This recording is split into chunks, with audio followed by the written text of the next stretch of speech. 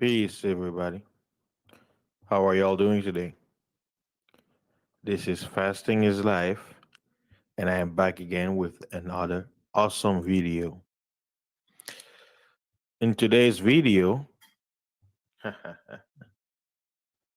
we're going to talk about something very interesting. It's an interesting topic I've been thinking about for a few days now. It's about yoga. A lot of you out there, probably you've heard yoga, you've seen it on TV shows, you've seen it around you. People be like, hey, you want to do some yoga and stuff like that? So, yeah, we're going to talk about this because a lot of people, they're in ignorance, right? Uh, the scripture says, my people suffer for lack of knowledge. And then the next part it says, because thou hast rejected knowledge. When you're in ignorance, right? You're unaware. But then the worst part is, while in your ignorance, you refuse to gain knowledge to get out of your ignorance. That's the worst part. So today, as you can see in the title, for those of you who are watching on YouTube, for those of you who are listening to the podcast, I got a image that says yoga, and then on each letter, you got somebody performing different poses, right? And the title of my video today is Yoga is Satanism in Disguise. I'll repeat again. Yoga is Satanism in disguise. And I'm going to use a lot of reference. I'm going to particularly go to the history of yoga, its origin, and I'm going to be using Wikipedia. There are books out there that you could purchase, but we don't have that much time. And I know you guys don't want to hear me talk about this subject for 5 hours. All right. So, but before we can get into it, for those of you watching me on YouTube, please let me show you this awesome picture. Please subscribe to my channel, like, share this stream so that others may, be aware of this information, not just you. Don't be selfish. So it doesn't hurt to press that like button and click that share. I know you want to share, you know. You are here. I know you want to share. I know you want to. So yeah. All right. Now let's go back to yoga. Let's see. Let me pull up the information about yoga.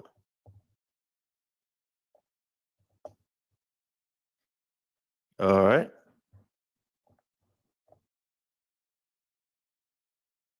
Yoga. Let's see the history. It says yoga is a group of physical, mental, and spiritual practices or disciplines which originated in ancient India. Yoga is one of the six Astika or parentheses orthodox schools of Hindu philosophical traditions. There are a broad variety of yoga schools, practices, and goals in Hinduism, Buddhism, and Jainism. So you guys can look up the research on each of these. Basically, it's a different parts of religions that are originating from what you call India.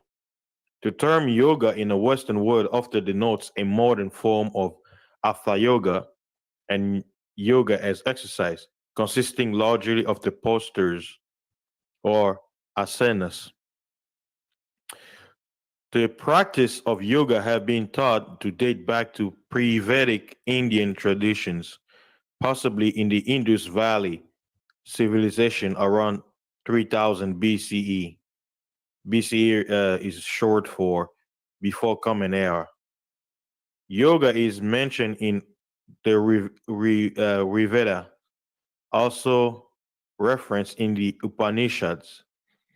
Although yoga most likely developed as a systematic study around the 5th and 6th centuries before Common Era, in ancient India's ascetic and Sramana movements, the chronology of earliest texts describing yoga practices is unclear, varyingly credited to the Upanishads.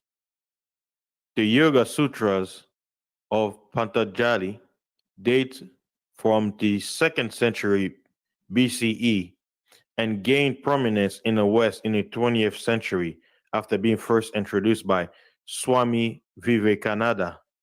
And basically says Vivekananda, born Narendranath Datta, was an Indian Hindu monk. He was a chief discipline of the 19th century Indian mystic. Keyword Indian mystic Ramakrishna. He was a key figure in the introduction of the Indian philosophies of Vedanta and yoga to the Western world. So that's basically this guy who brought it here into the West. And when we say West, we talk about America, Europe, you know. Okay. Atha Yoga texts began to emerge sometimes between the 9th and the 11th centuries with origin in Tantra. So it says the term Tantra in the Indian tradition also means any systematic, broadly applicable text, theory, system, method, instrument. So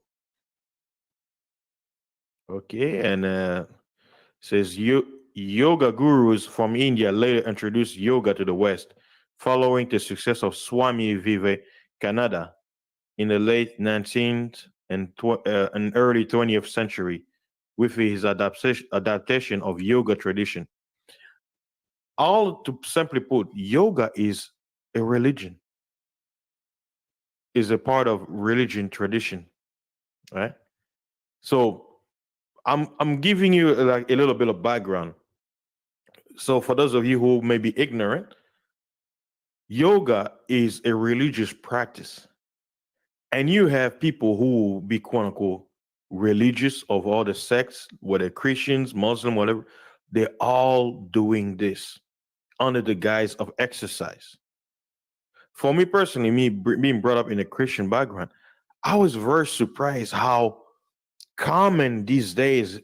I live in the United States where there are even Christian churches that have quote unquote Christian yoga. And I'm like, wow, it was unheard of. Like years ago, it would be unheard of for a quote unquote someone who claims to be a follower of the Bible to do these practices, because even with many Christians, I'll say in their ignorance, certain knowledge they're unaware of, but those who had the foundation in the Bible, they knew that when it comes to Hinduism, it's Satanism. Those who were not ignorant, those who understand the differences, they knew that the Eastern religion called Hinduism was Satanism, and that any practices that comes from them, you have to abstain from it, even though they come under the guise of good, feel good, emotional goodness. It's about pure, we are against evil and all that stuff. They were not full about it, but it seems like in our generation, modern time, late 80s, 90s. Now we're in a 20, was it 2000, 2020th? So over 20 years now, after the 21st century, So let me finish up this first paragraph before we can get into it. Now, I'm trying to basically kind of prelude you, and then I'm gonna start tearing it apart like a lion tearing off its meat. We're gonna get into this, man. Just get ready. This is just an introduction. This is just an introduction. So hold your horses, guys. You're gonna understand. And then let's see. It says outside India, it has developed into a posture-based physical fitness, stress relief, and relaxation technique. Yoga in an Indian tradition, however, is more than physical exercise. It has a meditative and spiritual core. Let me go back again. See, it says outside of India, meaning the West, how it's promoted. Intro to posture-based physical fitness, stress relief and relaxation technique. Yeah, it's so cool. Let me go into your inner peace, clear your mind. But it says right here, this is where the truth begins to be, on surface, right? Yoga in Indian tradition, going back to the motherland of the origin of yoga, however, is more than physical exercise. Is more than physical exercise. It has a meditative and spiritual core. One of the six major orthodox schools of Hinduism is also called yoga, which has its own epistemology, ontology, and metaphysics, and is closely related to Hindu Samkhya, so philosophy. So what I do is, because I'm in Wikipedia, guess what? I'm reading something, you can read it too. And then I click on the word yoga. Why? Because we're in an article that says yoga, but now we're looking at the yoga where it's referenced right here that it's one of the six major orthodox schools of Hinduism. Hey, to those atheists who do yoga, hey, you're not a true atheist. Got you, they got you good. They got you good. Yeah, they got you good, buddy. I thought you were atheist. Yeah, that's the irony. Atheists who practice. Never mind. All right, let's see. Okay. Yoga philosophy. Let us read. Yoga philosophy is one of the six major orthodox schools of Hinduism. Ancient, medieval, and modern literature often refers to the yoga school of Hinduism simply as yoga. It's closely related to the Samkhya school of Hinduism. So, and then when I go to Samkhya, it says is one of the six Astika schools of Hindu philosophy. It is most related to the yoga school of Hinduism and was influential on other schools of India philosophy. It forms the theoretical foundation of yoga. Samkhya is a numeralist. Was it enumeration? Was it an enumerationist philosophy? Who's so enumeration? It's talk about number. Okay, it says a complete ordered listing of the. So it sounds to me like it's more like a form of numerology or something, whose epistemology accepts the 3 6 of pramanas, or parentheses proofs, as the only reliable means of gaining knowledge. Uh, let's see. It says these include, pratiska. So they're using Hindu languages. So say these include perception and inference. What was it, sabda, or word testimony, sometimes described as one of the rationalist schools of Indian philosophy. That kind of, wait, these kind of sounds like science. Let me go on. This ancient school's reliance on reason was exclusive but strong. It is traditionally viewed as a theistic philosophy, uh, theistic, as it accepts the authority of Vedas. Samkhya is strongly dualistic and has historically been theistic or non-theistic, with some late atheistic authors, such as the author of the Samkhya Sutras. Hey, maybe that's why atheists do yoga, because hey, see how things kind of correlate to each other. I didn't even read this. uh, yeah, I don't want to get into this. So basically, you have to read the whole article. So I'm just showing you the link, like a linking chain of all these things, right? So let me go back to the yoga. Let's see. Wow. Okay. Eesh. Okay. Let's see. These, which I just read over there, these include perception, inference, word testimony. The metaphysic of yoga is built on the same dualistic foundation as the Samkhya school. The universe is conceptualized as composed of two realities in the Samkhya yoga schools: Purusa, consciousness, and Prakriti, matter. Jiva, was it? I don't know if they say Jiva. Jiva is a Jiva. Jiva, a living being, is considered as a state in which Purusa is bonded to Prakriti in some form, in various permutations and combinations of various elements, senses, feelings, activity, and mind. During the state of imbalance or ignorance, one or more constituents overwhelm the others, creating a form of bondage. The end of this bondage is called liberation or moksha by both the yoga and some Samkhya school of Hinduism. The ethical theory of the yoga school is based on yamas and niyama, as well as element of the guna theory of Samkhya. The Yoga school of Hinduism differs from the closely related non-theistic atheistic Samkhya school by incorporating the concept of a personal yet essential inactive deity or personal god, Ishvara. While the Samkhya school suggests that jhana, knowledge, is a sufficient means to moksha, the Yoga school suggests that systematic techniques and practice or personal experimentation combined with Samkhya's approach to knowledge is the path to moksha. Yoga shares several central ideas with the Advaita Vedanta school of Hinduism, with the difference that yoga school is a form of experimental mysticism, while Advaita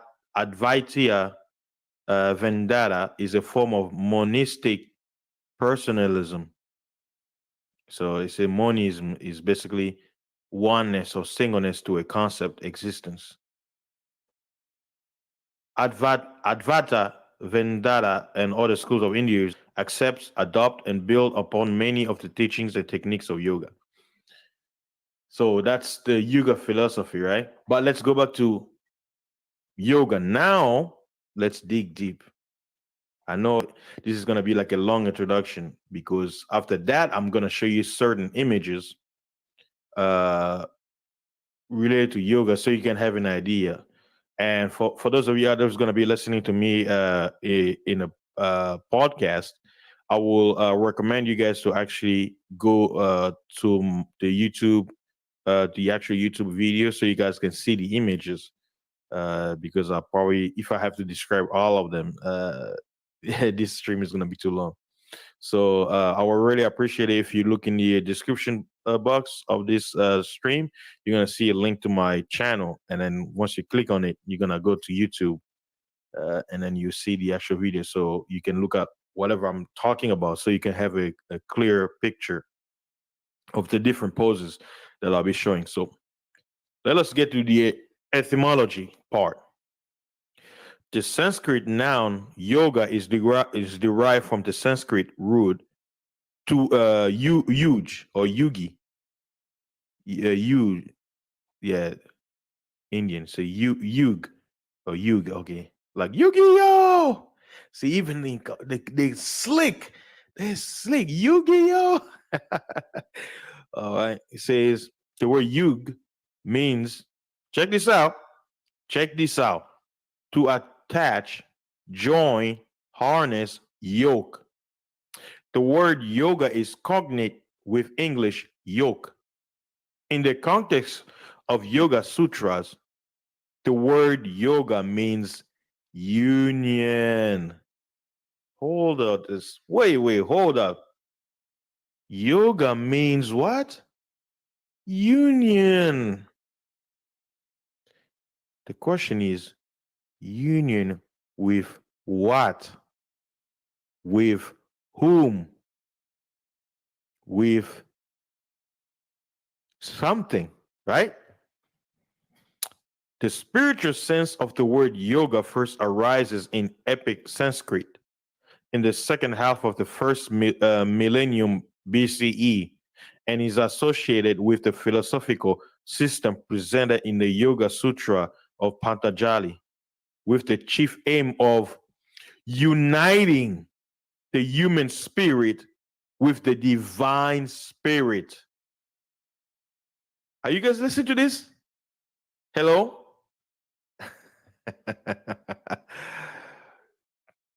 The chief aim of yoga is uniting the human spirit, your spirit, with the divine spirit. But the question is, what is this divine spirit? Hey? Huh? Now, check this out, right? It says it divine, right? But when I click the word divine, it tells you, watch this. It says Ishvara is a concept in Hinduism with a wide range of meanings that depend on the era and the school of Hinduism. It says Ishvara can mean supreme soul, ruler, lord, king, queen, or husband. There you go. Let's go on. The term kriyāyoga has a technical meaning in the Yoga Sutras, designating the practical aspects of the philosophy, i.e., the union with the supreme due to performance of duties in everyday life. Union with the supreme. Who? The question is, okay, the supreme, we understand what it means. Who is he? Who is her? Who is what? Who is they? The supreme. What? What supreme? Who? It's vague. We need to point that out. All of you out there who are doing yoga, do you understand what you're practicing? Do you understand what you delving into? Because you have to know exactly what you're doing. You can't be doing things out of ignorance. Ignorance is not an excuse of knowledge, right? Just because you're ignorant doesn't mean you're not going to be affected in your ignorance based off that lack of knowledge. Let me continue. According to Panini, the term yoga can be derived from either two roots: yudir yoga, which means to yoke, or yug samado, to concentrate. In the context of the Yoga Sutras of Patanjali, the root yugi samado, to concentrate, is considered by traditional commentators as the correct etymology. Yeah, deception. There you go. In accordance with Panini, Vyasa, who wrote the first commentary on the Yoga Sutras, states that yoga means samadhi, concentration. According to Dasgupta, the term yoga can be derived from either two roots: yugi yoga, to yoke, or yuri samadhu, to concentrate. Someone who practices yoga or follows the yoga philosophy with a higher level of commitment is called a yogi or yogini. So he says yogi can be applied to a man or woman, or yogini, which refers to a woman. And then he says yogini is a Sanskrit term for a female master practitioner of yoga.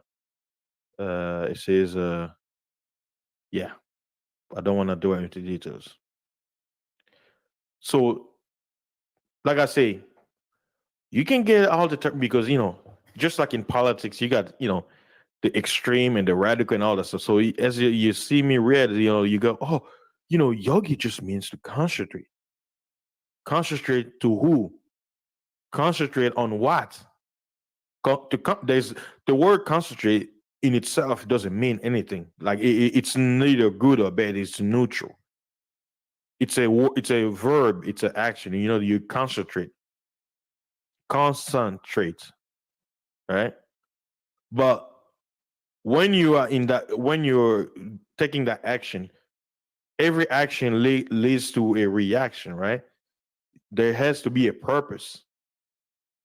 And I just told you earlier, the actual purpose of yoga. It says yoga means to yoke, and the word yoke is English, right? It means to union, to cling, right? My.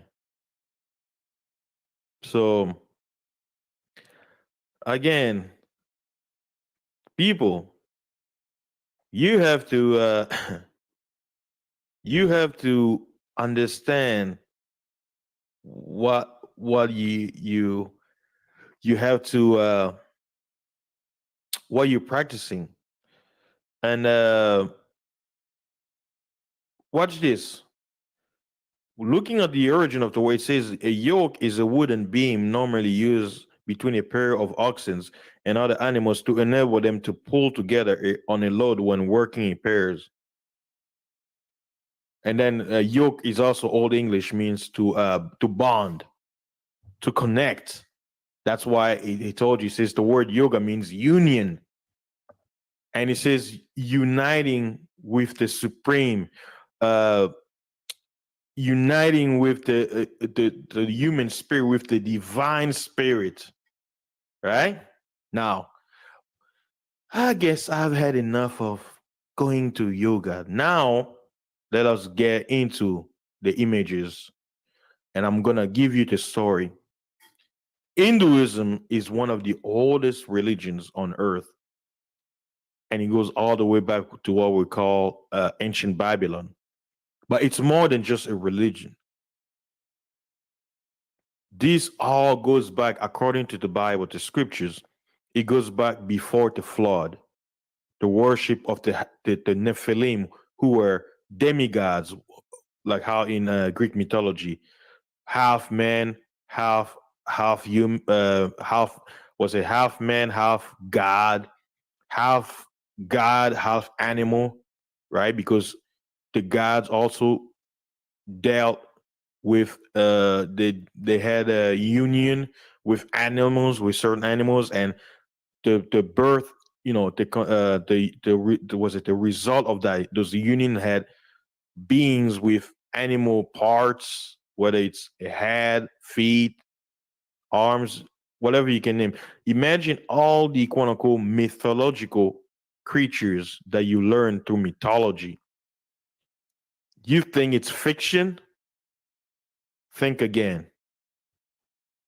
Now, I'm going to give you a series of pictures of people who practices yoga so you can have an idea, right? And then I'll show you the picture of the gods of Hinduism and see if you witness any similarity. Let me show you one picture. All right. What do you guys see? Let me remove the banner so you can see everything. 1 second. Let me remove the banner. All right. I'll show you in the individual. Looks like a female doing some weird position.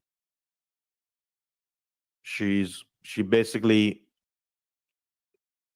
for those of you you have to look at the video. She got two hands down and she's using both her legs to wrap around her left arm while she's like on a push-up position, but then she brings her legs to wrap around like a twist onto her left arm while in a push-up position. Does that look comfortable to you? Huh? Does that look natural? Right? What about this one? She's sitting on the ground, but she's crossing her legs in a weird position while doing the prayer sign. Right? How about this one? What do you guys think? You know, oh, it seems so peaceful. Oh, look at me crossing my leg. Now, some people say, well, There's nothing wrong sitting like this. I'm like, yeah, I've done sit like this. You know, some people can't sit like this because it's not comfortable to them. You know, they're not used to it, right? Now, for those of you skeptics out there, some of the position they'll be doing, it's normal, like meaning when you do exercise, right? You can do it, right? But here's the thing. These gods, they're not stupid. They're very deceptive, right? The scripture says, it says, uh, Samael, or the fallen one, Lucifer, was wiser than Daniel. He's very smart. Remember, deception lies in some truth. So that's why yoga is very popular right now in the West, because it came under the guise of exercise, which goes back all the way to Grecians. Huh? What do you guys think? Let me show you another one.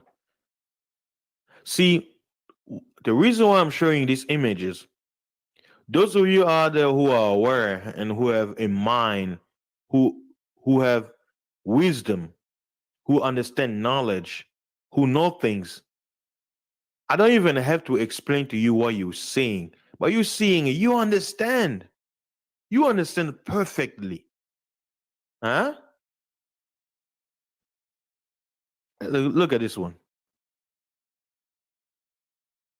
People do things they have no idea. That's what I say. I'm gonna show you. I'm gonna finish showing you all these different people from all backgrounds of life doing yoga position, all that stuff, right? Then I'm gonna show you the gods, right? And here's a picture that's showing you the different position.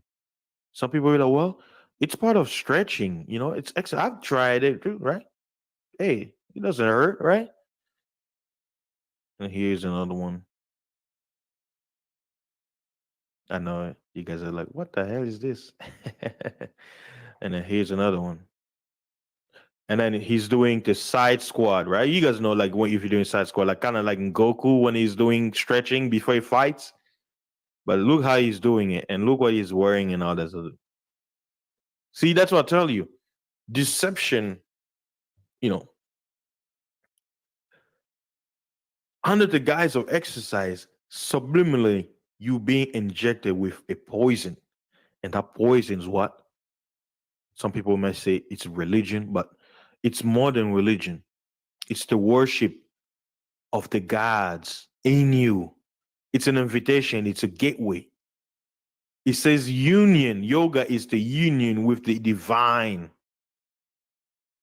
The question is, who are you uniting with? And people wonder why things in their life happen the way things are, and they don't understand the source. Well, if you've been uniting with a divine being, how do you know the result of that union? You don't know who you're uniting with. Right? Just like in marriage, you be like, oh, he was sweet and all, but after we got married, he just, or she transformed. It's not the same person. What happened? Because you didn't know who you were uniting with, right? Here's another one. Cross leg, and this picture is gonna crap. And here's a picture I got from this website where they were basically doing the same thing I'm doing. They were basically exposing the real truth about yoga. And it has a picture of this woman doing some weird pose where she's like in a push-up position, and she's bringing her lower part of the body and her legs sideways to the left side, stretching her left leg out, and then bringing her right legs to bring the feet of the right leg to sit on the right side of her arm as she's sitting on the push-up. And then he has on her head like an inserted horn, and he got her having like a smurf face. Like, it looks awesome and all that, but it's demonic. And here's another one. Like, I'll put an example, right? She got her face that, like, some people say, oh, he looks innocent and all that. I'm like, well, I've done some exercises where when it came time to stretch, I'll be like, okay, I'll put my knees together, either expose my leg, which is something like this, right? Like, I'm just doing a stretch. It's like the position coincides with things that we may do regularly, right? But here's the thing: the way they give it to you, it's more than just a stretch. That's why I say be careful what you do because you may not know. And here's another popular one. Watch this. Okay. You see this one. It's a HD picture. I don't know why it's not showing it clearly. Oh man, it was a nice picture. But let me go back to okay. Yeah, it's a high quality picture, so it was kind of pixelated, but now it looks clear. Yeah, so looking at a right, for those of you who may not see, in one position, she's doing like a, you know, when you have your knees for like one leg forward, like you know how you're doing sit-ups, right? And like it's like you pull one leg forward and one leg back, and then you're bringing it the back leg into like a to get on your knee position while you stretch out leg forward, bends over, do like a squat, like you know, like getting on your knees, like kind of like Kaepernick, one knee. So, but then it's like the one leg that's in the back extends forward, and then you twist your body to the side, to the right side, where your left arm crosses over to your right leg that's bended forward, and you got your hands together like you're praying, and then you're looking to the sky. And then there's another position which is similar to, like, you know, when you do exercise, where you bend your body forward, stretch your arms to the side, but you twist your body. Like you guys have to see what I'm saying. For those of you listening to the podcast, like you guys are looking at it and say, well, this is just an exercise, right? This is just stress.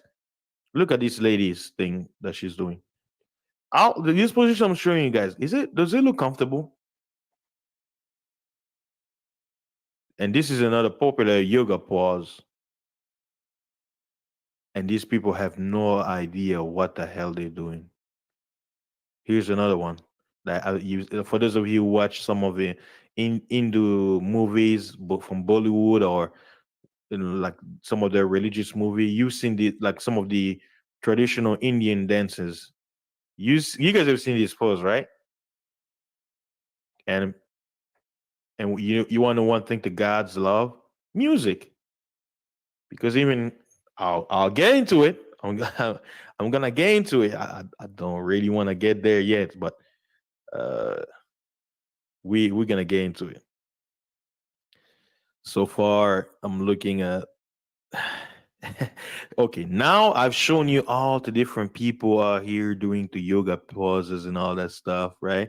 And this is my favorite one because it shows you something interesting, yeah. I know some men are like, oh yeah, yoga pants, yeah, yes, yes, yes, but they don't see this, right?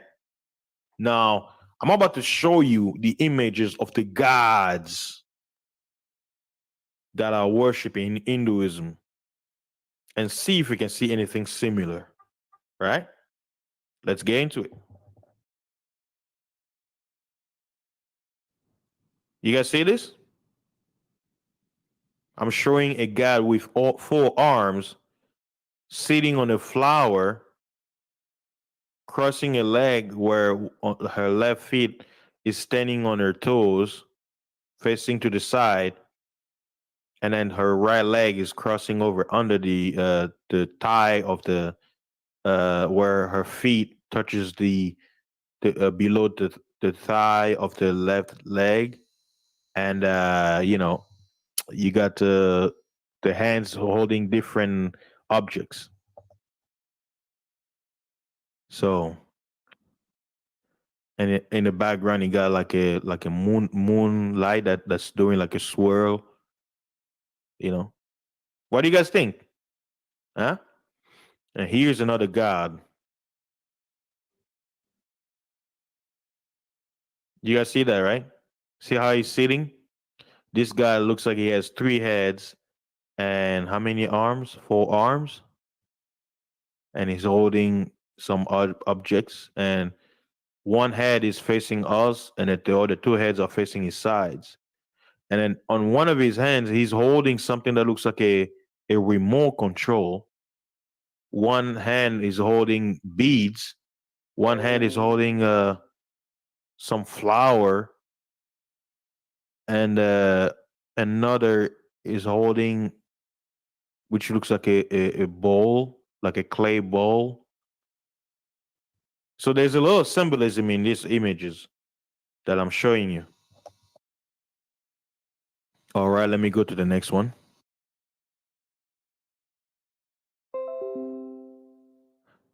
What do you guys think of this one? You got this god sitting down with four arms, holding different objects, and it has this god has uh, a bunch of snakes, one around her necklace, one above her hair, which seems, and it's showing like some sort of water source coming down, which looks like water. So it looks like it's sitting around waters. There's a lot of symbolism. And here's another picture that's showing you the different gods. It has I don't want to say their names because people don't understand words have power.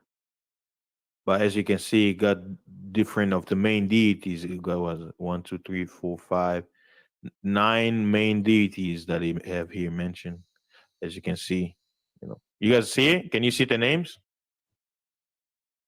Some of you who are into Eastern religion, you probably know who are these entities, right? And here's another picture.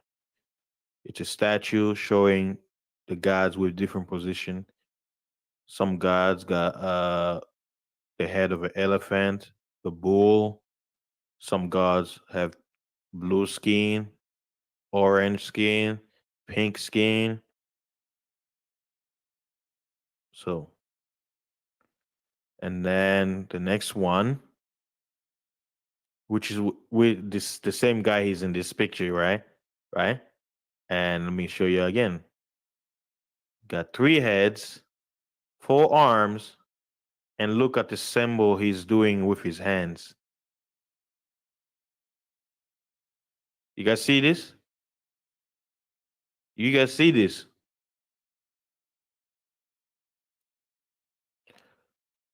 And now some people are like, why are you these are the gods you uniting with when you practice yoga. And not just these gods, they're minions too. They have ministering spirits that are under their control. That when you do these poses, you're inviting them, you're uniting with them. Don't be fooled. Just because your yogi teacher is telling you something else doesn't mean it's not what is. Don't be ignorant. So this video is more for the because those people who are aware of this, they do it knowingly. This message is not for them because they know what they're dealing with, right? Like the Messiah he says, we know what we worship, right? For salvation is of the dude. He was basically telling this woman, he says, you guys are doing practices you have no idea from. He said, we know what we do. We know what we worship. The question is, if you're ignorant of what yoga is, why are you practicing it?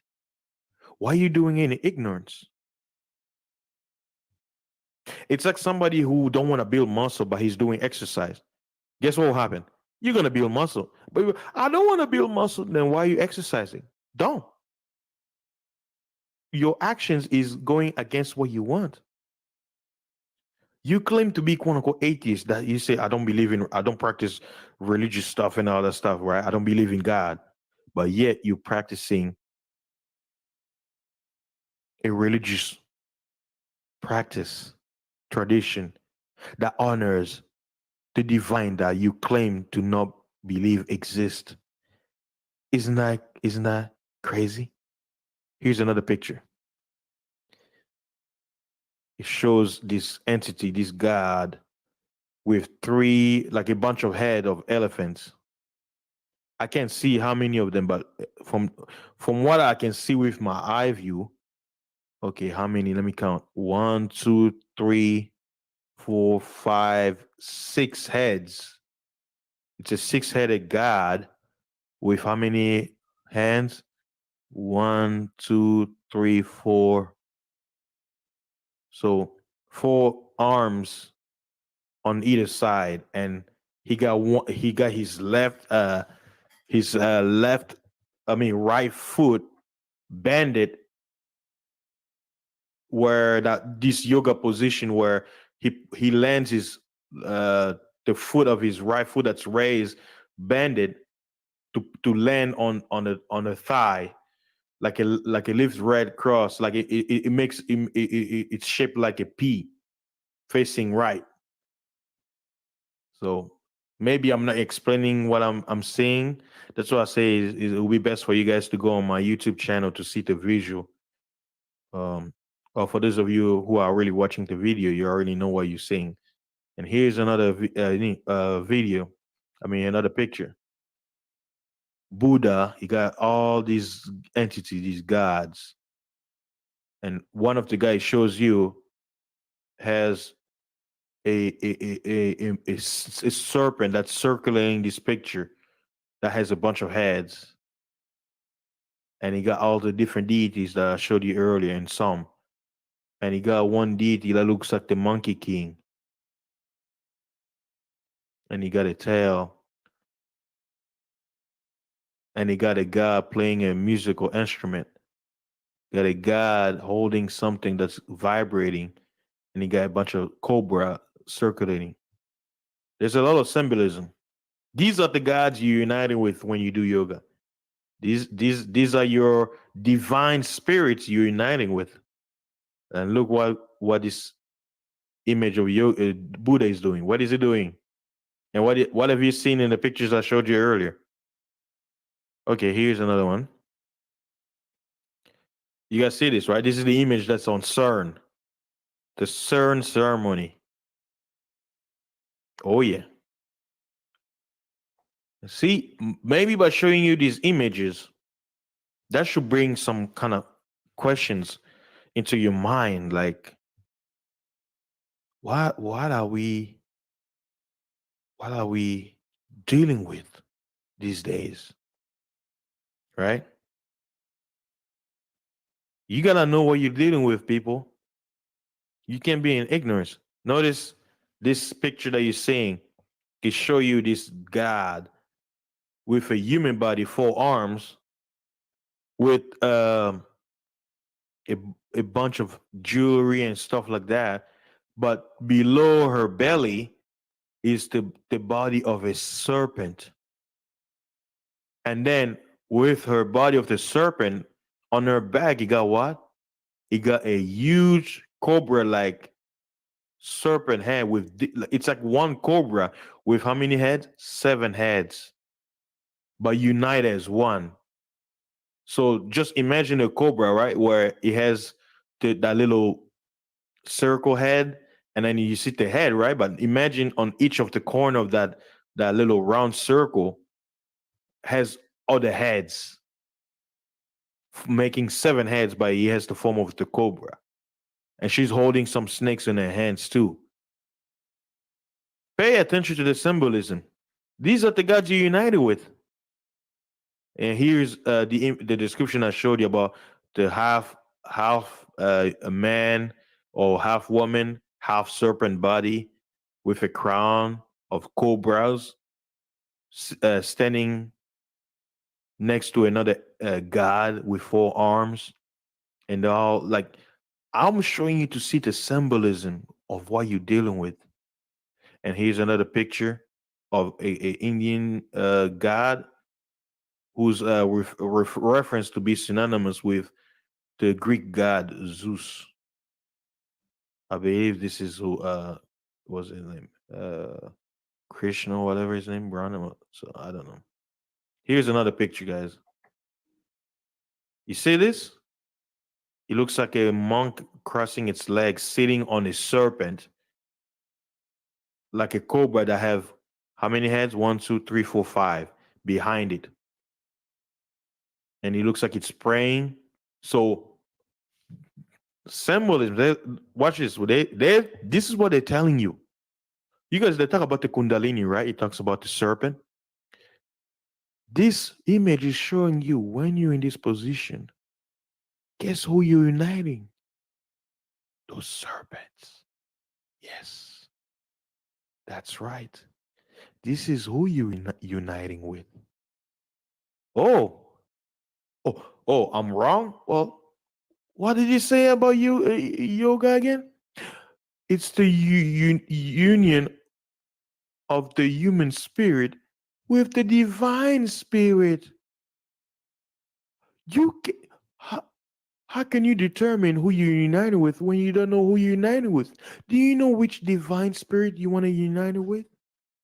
How do you know this position is not uniting with a particular spirit that you are unaware of?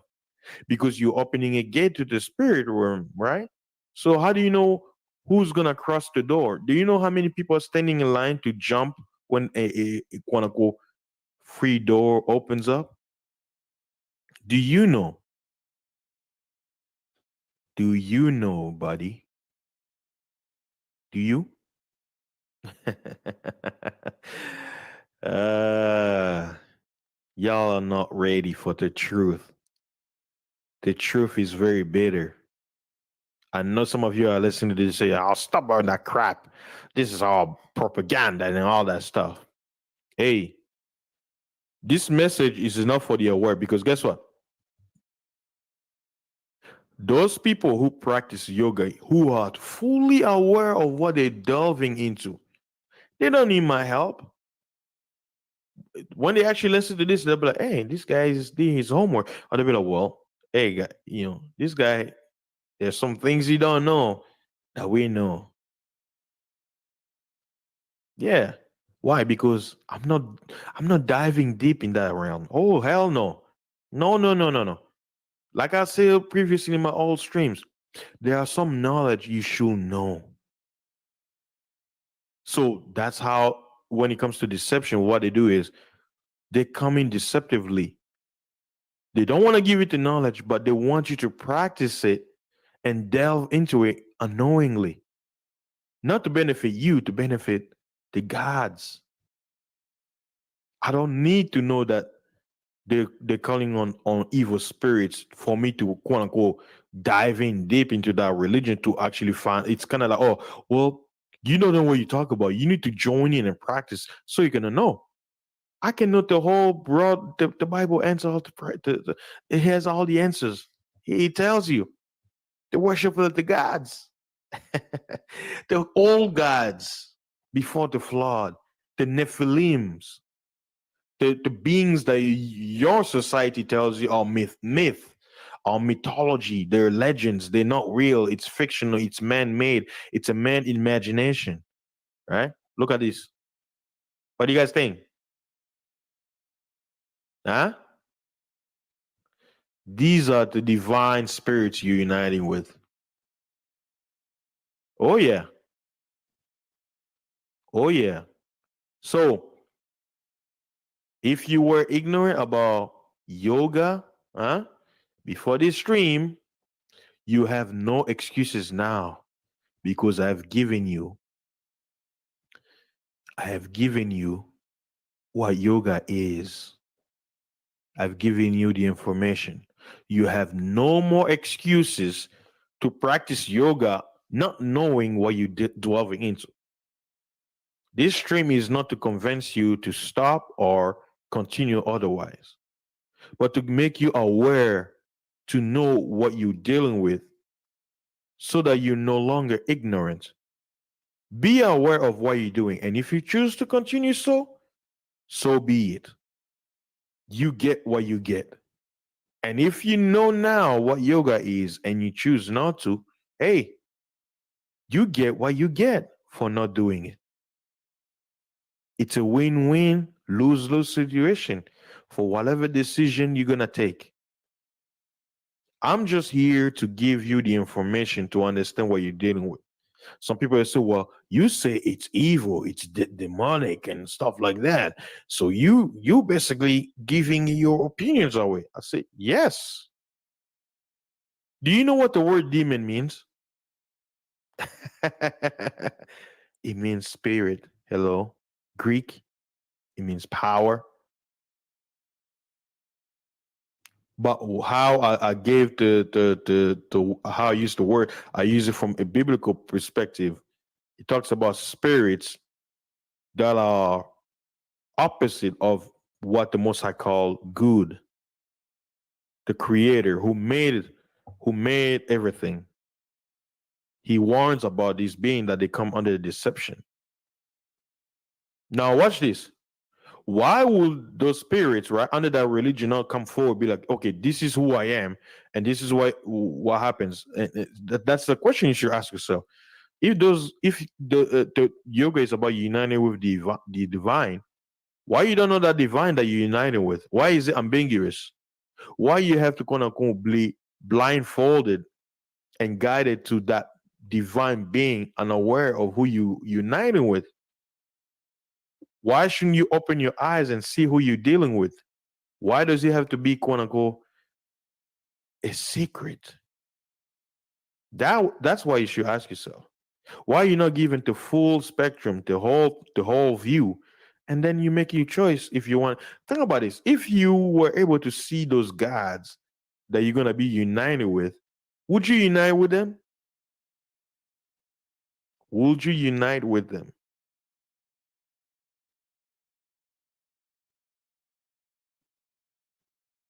That's a rhetorical question. Would you unite with these gods that I showed you earlier, knowing what they are and seeing how they look like? Would you unite with them? Would you?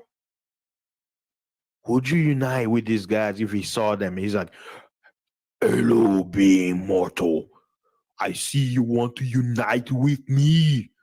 Give me your all, and we will become one, and I will give you everything because I am the divine spirit. Would you unite? Hmm? Would you unite with the divine if you could see them? Would you be doing this if you could see who you united with? Would you? Hmm? There is nothing wrong with exercise. That's why I need to make sure people don't get confused. But guess what? There is something wrong with this. Oh, yeah. Who are you uniting with? That's what you should ask yourself. And once you know who you're uniting with, hey, you get what you get afterwards. That has nothing to do with me. Now, I've basically talked about yoga. Now it's almost it's almost an hour. I'm approaching to an hour of this informational video that I made. I was debating if I will either stick with this and then bring in the some biblical records to basically prove why I say these are old gods and stuff like that. But what I'll do is I will make a separate video, basically bringing a biblical understanding about yoga, and I'm gonna do a live stream where I'm gonna basically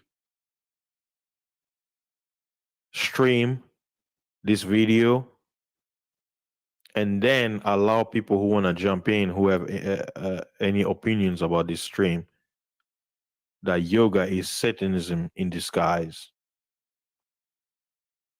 Oh yeah, it is. You are inviting ancient spirits into your life, into your temple, which is your body. And you have no idea how many of them are joining with you. The spirit lies in your mind. That's where your spirit resides, not your heart. Like, because I know people say, "Oh, my heart." Your mind is the realm where these entities will stay. You start having thoughts, ideas that you think maybe your own, but it's not. It's a foreign entity coming into you, unaware, and you don't know where it will lead you. Be careful what you practice in your life, because you don't know what doors you're opening. So I would like to thank all of you for stopping by to gain some information about yoga, so you won't be ignorant from now on. You have no excuse. And for those of you out there who are practicing yoga in ignorance, now you know what is the purpose of yoga. And you decide. And those of you who are aware already, you already made your decision. You know what to do. You don't need no convincing, because you know what you're practicing. So shout out to you for being aware. And I appreciate everybody who's coming in. If you missed the video, you can go and rewatch it. And before I go, ladies and gentlemen, don't forget to subscribe to my channel and check out all the videos that I've uploaded. And for those of you out there listening to me at the podcast, I appreciate your support.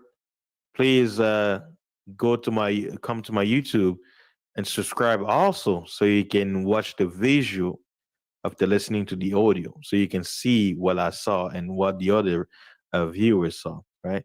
So please like, share, and subscribe, and click that bell so you can get my videos as a soon publish it. And I appreciate your support. And again, guys, I'll leave you with this word: yoga is Satanism in disguise. Don't be fooled of what you're being told. Do your research, find out what you're dealing with, and stay aware, and don't live in ignorance. Peace, and y'all have a great weekend.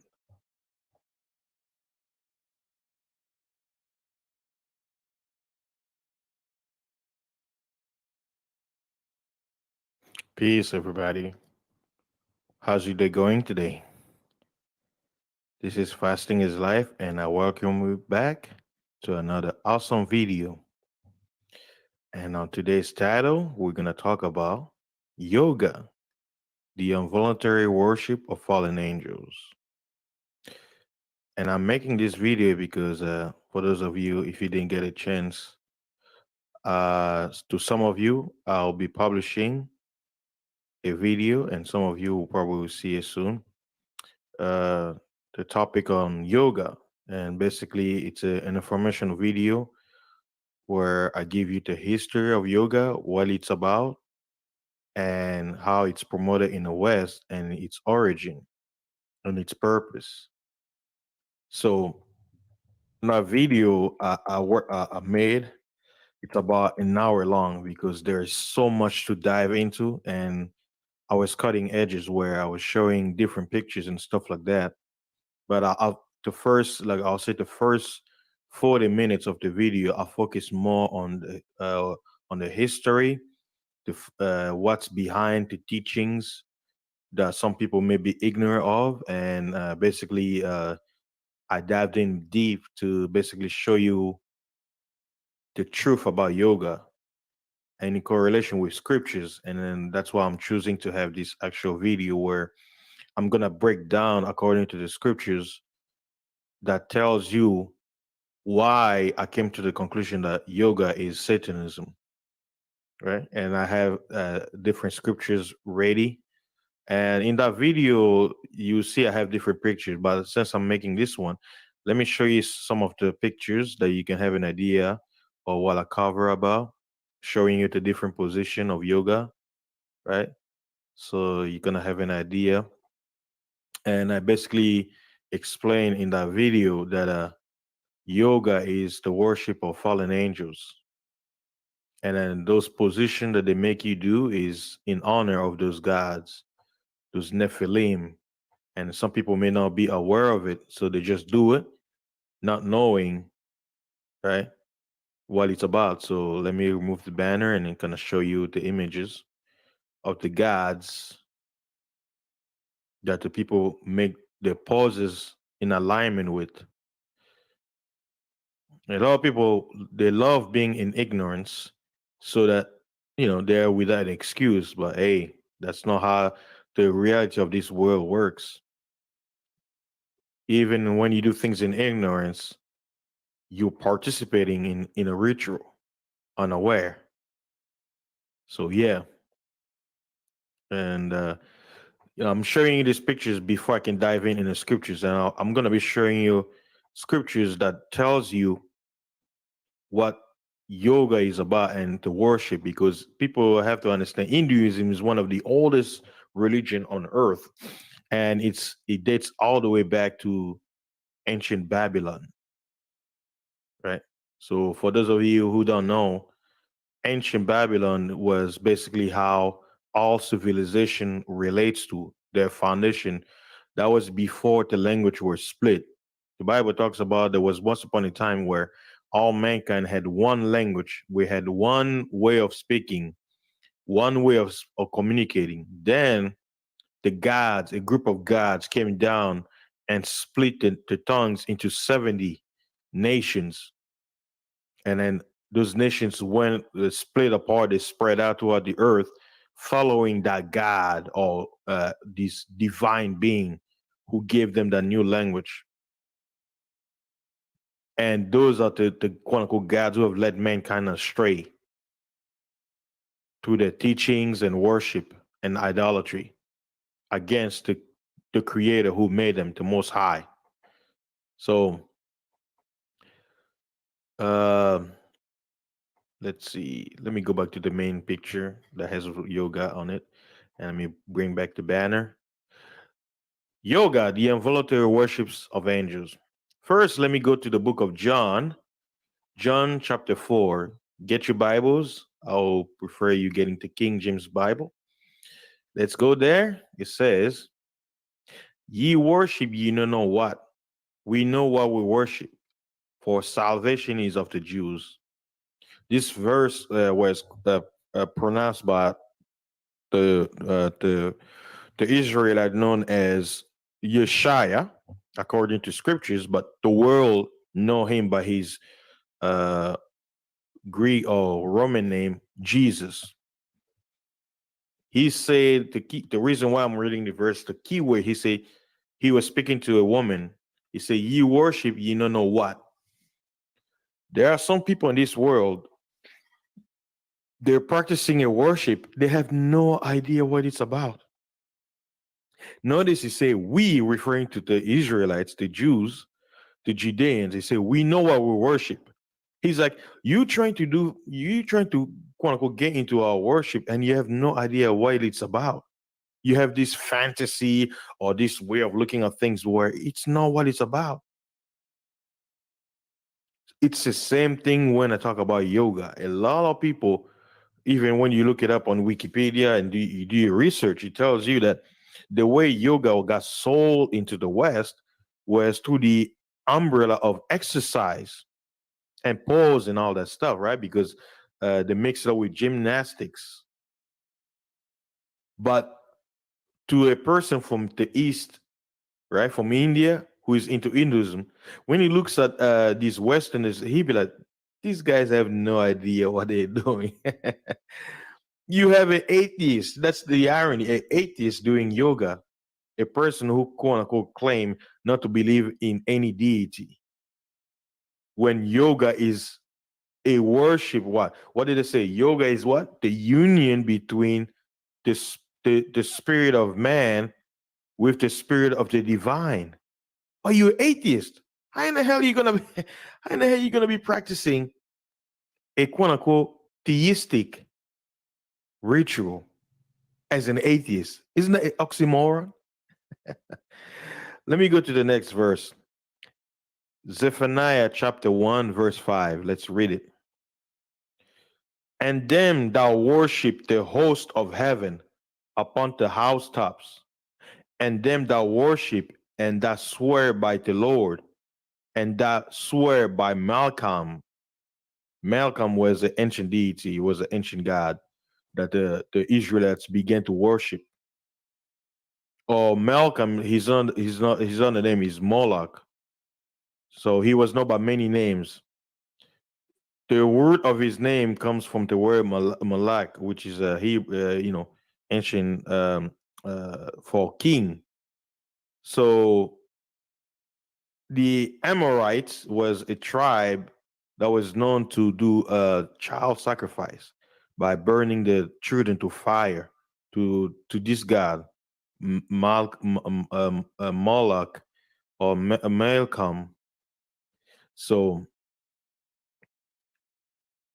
it's talking about a worship of what host of heaven. Host of heaven in towards the scriptures is a term that refers to the stars. Stars are beings, are living beings, are spiritual beings, but to our physical eyes, we see them as what we call stars. That's another form they take. And you have people who worship this entity. Some of those entities are right here on earth, talking about, I'll read some verse to tell you how they came down. And people involuntarily look up in the sky and they worship these things instead of worshiping the creator of those things. They're worshiping his creation, the lesser beings. And let me go to the next verse. The book of Revelation, chapter 19, verse 10. All right, it says, and I, referring to John, because John was he was seeing a vision. And he says, and I fell at his feet.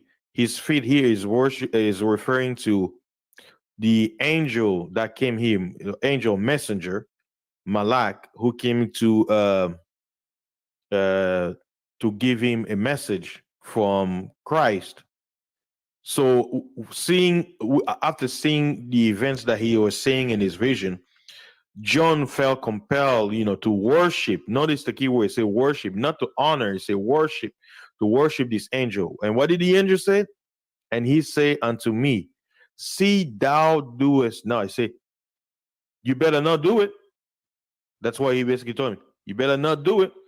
I am thy fellow servant, meaning he said, I'm your fellow co-worker. We both workers. We both in the same level. Don't put me any higher than yourself. And he says, and of thy brethren that have the testimony of the Yeshua, or they say here he says Jesus. He said, and then this angel says, worship God, worship the Most High, worship the Creator of all. For the testimony of Yeshua is the spirit of prophecy. So we see here this, and this goes to show you that this is a righteous divine being, because this man called John felt compelled to worship this being who had this glory, who had this certain power of him. When he felt compelled to worship him, this being reminded John, he said, wait a minute, don't do what you're about to do. Worship God. Notice this being didn't say worship Jesus either. He said worship God. Worship the Most High. He said, I am that fellow servant. See, we live in a lot of people, we are mankind. We are quote unquote mortals, meaning we die. But there's something about us. We were created at the image of the Most High. This angel, this being from above, told John, he says, I am your fellow servant. We are working together. He didn't put himself above John or below him. He said, we're on the same level. We are working for a purpose. Don't worship me. I am just like you. We are brothers. So according to the Bible is telling you, a lot of people are compelled to look at angels as these great beings. I mean, yes, they should be respected, right? They should be honored for their position, but they should not be worshipped. That's the difference. And even the Bible is showing you that even someone who believes can be compelled to worship an entity from beyond our dimension. Why? Because they're different. There's something about them, that energy will compel this earthly body to worship. But we shouldn't do that. That's what the scripture is reminding us. And that's why when I talk about yoga, that a lot of people are being compelled to do what? To worship these beings right here. To worship these beings right here. These entities, these fallen gods that the nations worship, that you're quote unquote tricked, compelled to, right? That's the sad part. All right. Let me go back to the next verse. Yeah, I save all these verses so I can show you. Revelation chapter 12, verse 7 through 9. What does it say? Verse 7. And there was war in heaven. Michael and his angels fought against the dragon, and the dragon fought and his angels. A dragon is a big serpent. And notice in some of the pictures I showed you, what does all those gods have in common? A serpent around them. Kundalini, do your research. Verse 8, and prevailed not, neither was their place found anymore in heaven. So here it's giving you a background story about this host of heaven who used to be in the sky but got kicked out. They got kicked out and they fell down this earth. And now, from them being amongst mankind, man began to worship them. They began to give them glory. Verse 9, and the great dragon was cast out, that old serpent called the devil and Satan. He goes by many names. His name is Lucifer. Some of his name is Yahweh, Jehovah, Ammon, Krishna, Vishnu, like many names. Ra, Osiris, like they call him by many names. We could go into details, but we're gonna stick with the topic at hand. Which deceived, keyword, which deceived the whole world. This great dragon deceives every society. He was cast out into the earth, and his angels were cast out with him. He didn't fall alone. He came down with 1/3 of the hosts of heaven. Billions of them, millions of them are amongst us. Some of them are invisible to us, some of them are visible to us. This is what I'm trying to show you guys. When you watch that video about yoga, you will understand when I show you the images. But here, I'm sticking more in the scriptures to basically prove what I'll show you in that video concerning yoga and its practice and its origin, and the things they're not telling you, because they want to leave you in ignorance. So you quote unquote involuntarily give glory to these beings. Let's go to the next verse.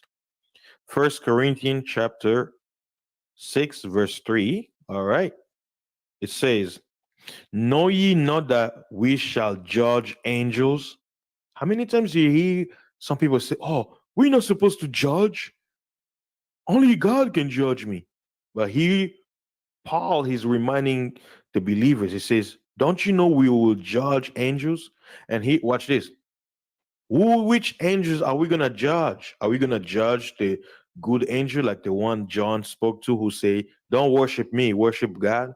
Or are we going to judge the angels who are teaching mankind yoga to involuntarily worship them? Those are the angels we're going to judge. So if we, quote unquote, mortals are destined to judge them, why are we now giving them glory as greater than us when we are prophesied to judge them? Check out the next part. It says, how much more things that pertains to this life. See, Paul is saying,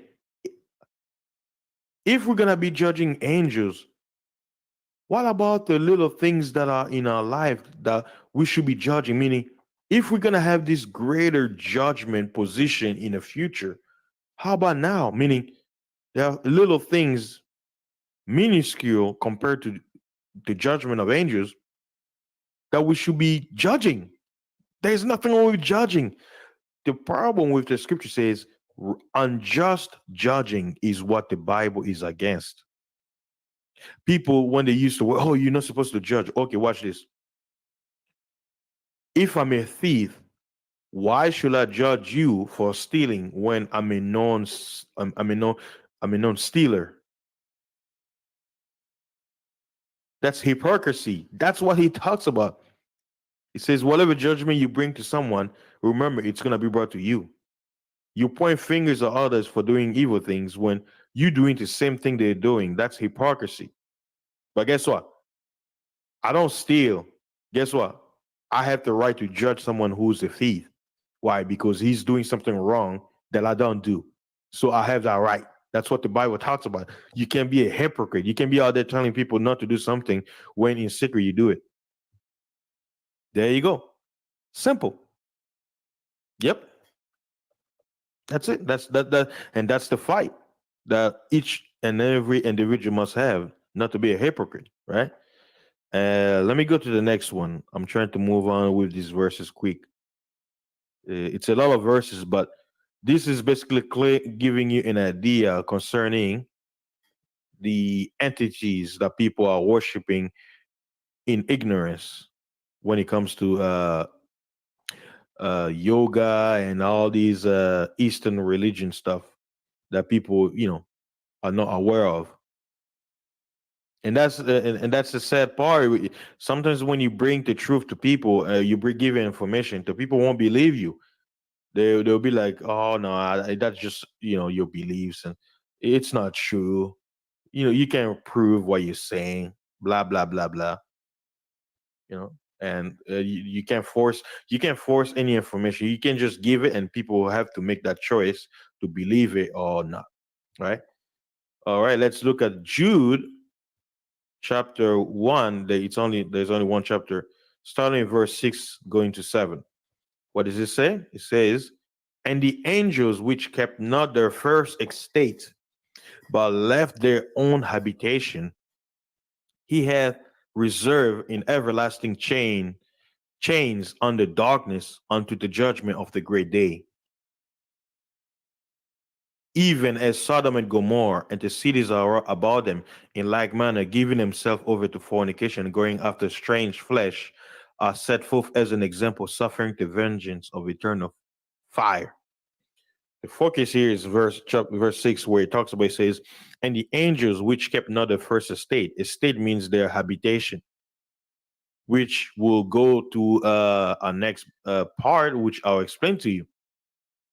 That, like I told you, the gods that were kicked out, they came down in heaven and they began to do things, right? So let's go to the next verse. Colossians chapter 2, verse 18. What does it say? It says, let no man beguile you of your reward in a voluntary humility and worshiping of angels, just like John was compelled to do. It's like a false humility.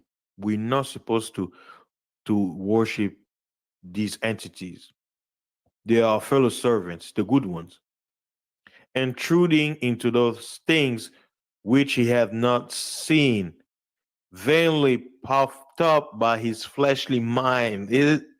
When you listen to my video about yoga, you understand why this verse I'm reading it to you right now. So this video is a scriptural understanding of what I talk about in that video, without going into the biblical verses that I'm going to you right now. Because if I would have done that video would have been 2 hours long, and most people don't have the long attention span. We live in a fast food society where a 15 minutes video to many people is is too much. Give me 2 minutes and I'll be good. Give me that fast food. Come on. All right, let's go to the next book, Joshua chapter 24.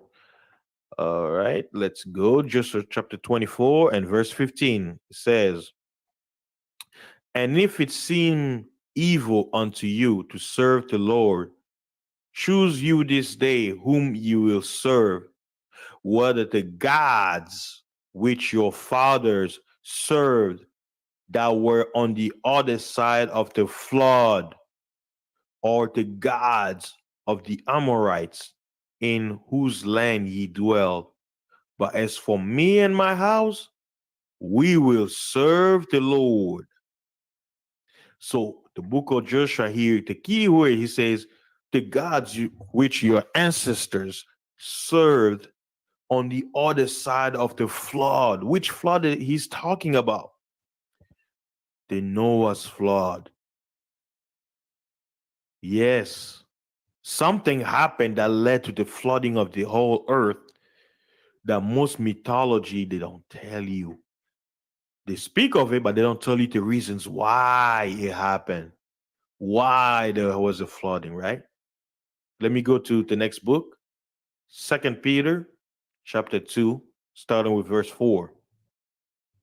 Let's read. It says, "For if God spared not the angels that sin, but cast them down to hell and delivered them into chains of darkness, to be reserved into judgment, and spared not the old world, but saved Noah, the eighth person, a preacher of righteousness, bringing in the flood upon the world of the ungodly, and turning the cities of Sodom and Gomorrah into ashes, condemned them with an overthrow, making them an example unto those that after should live ungodly, and deliver just Lot, vexed with the filthy conversation of the wicked.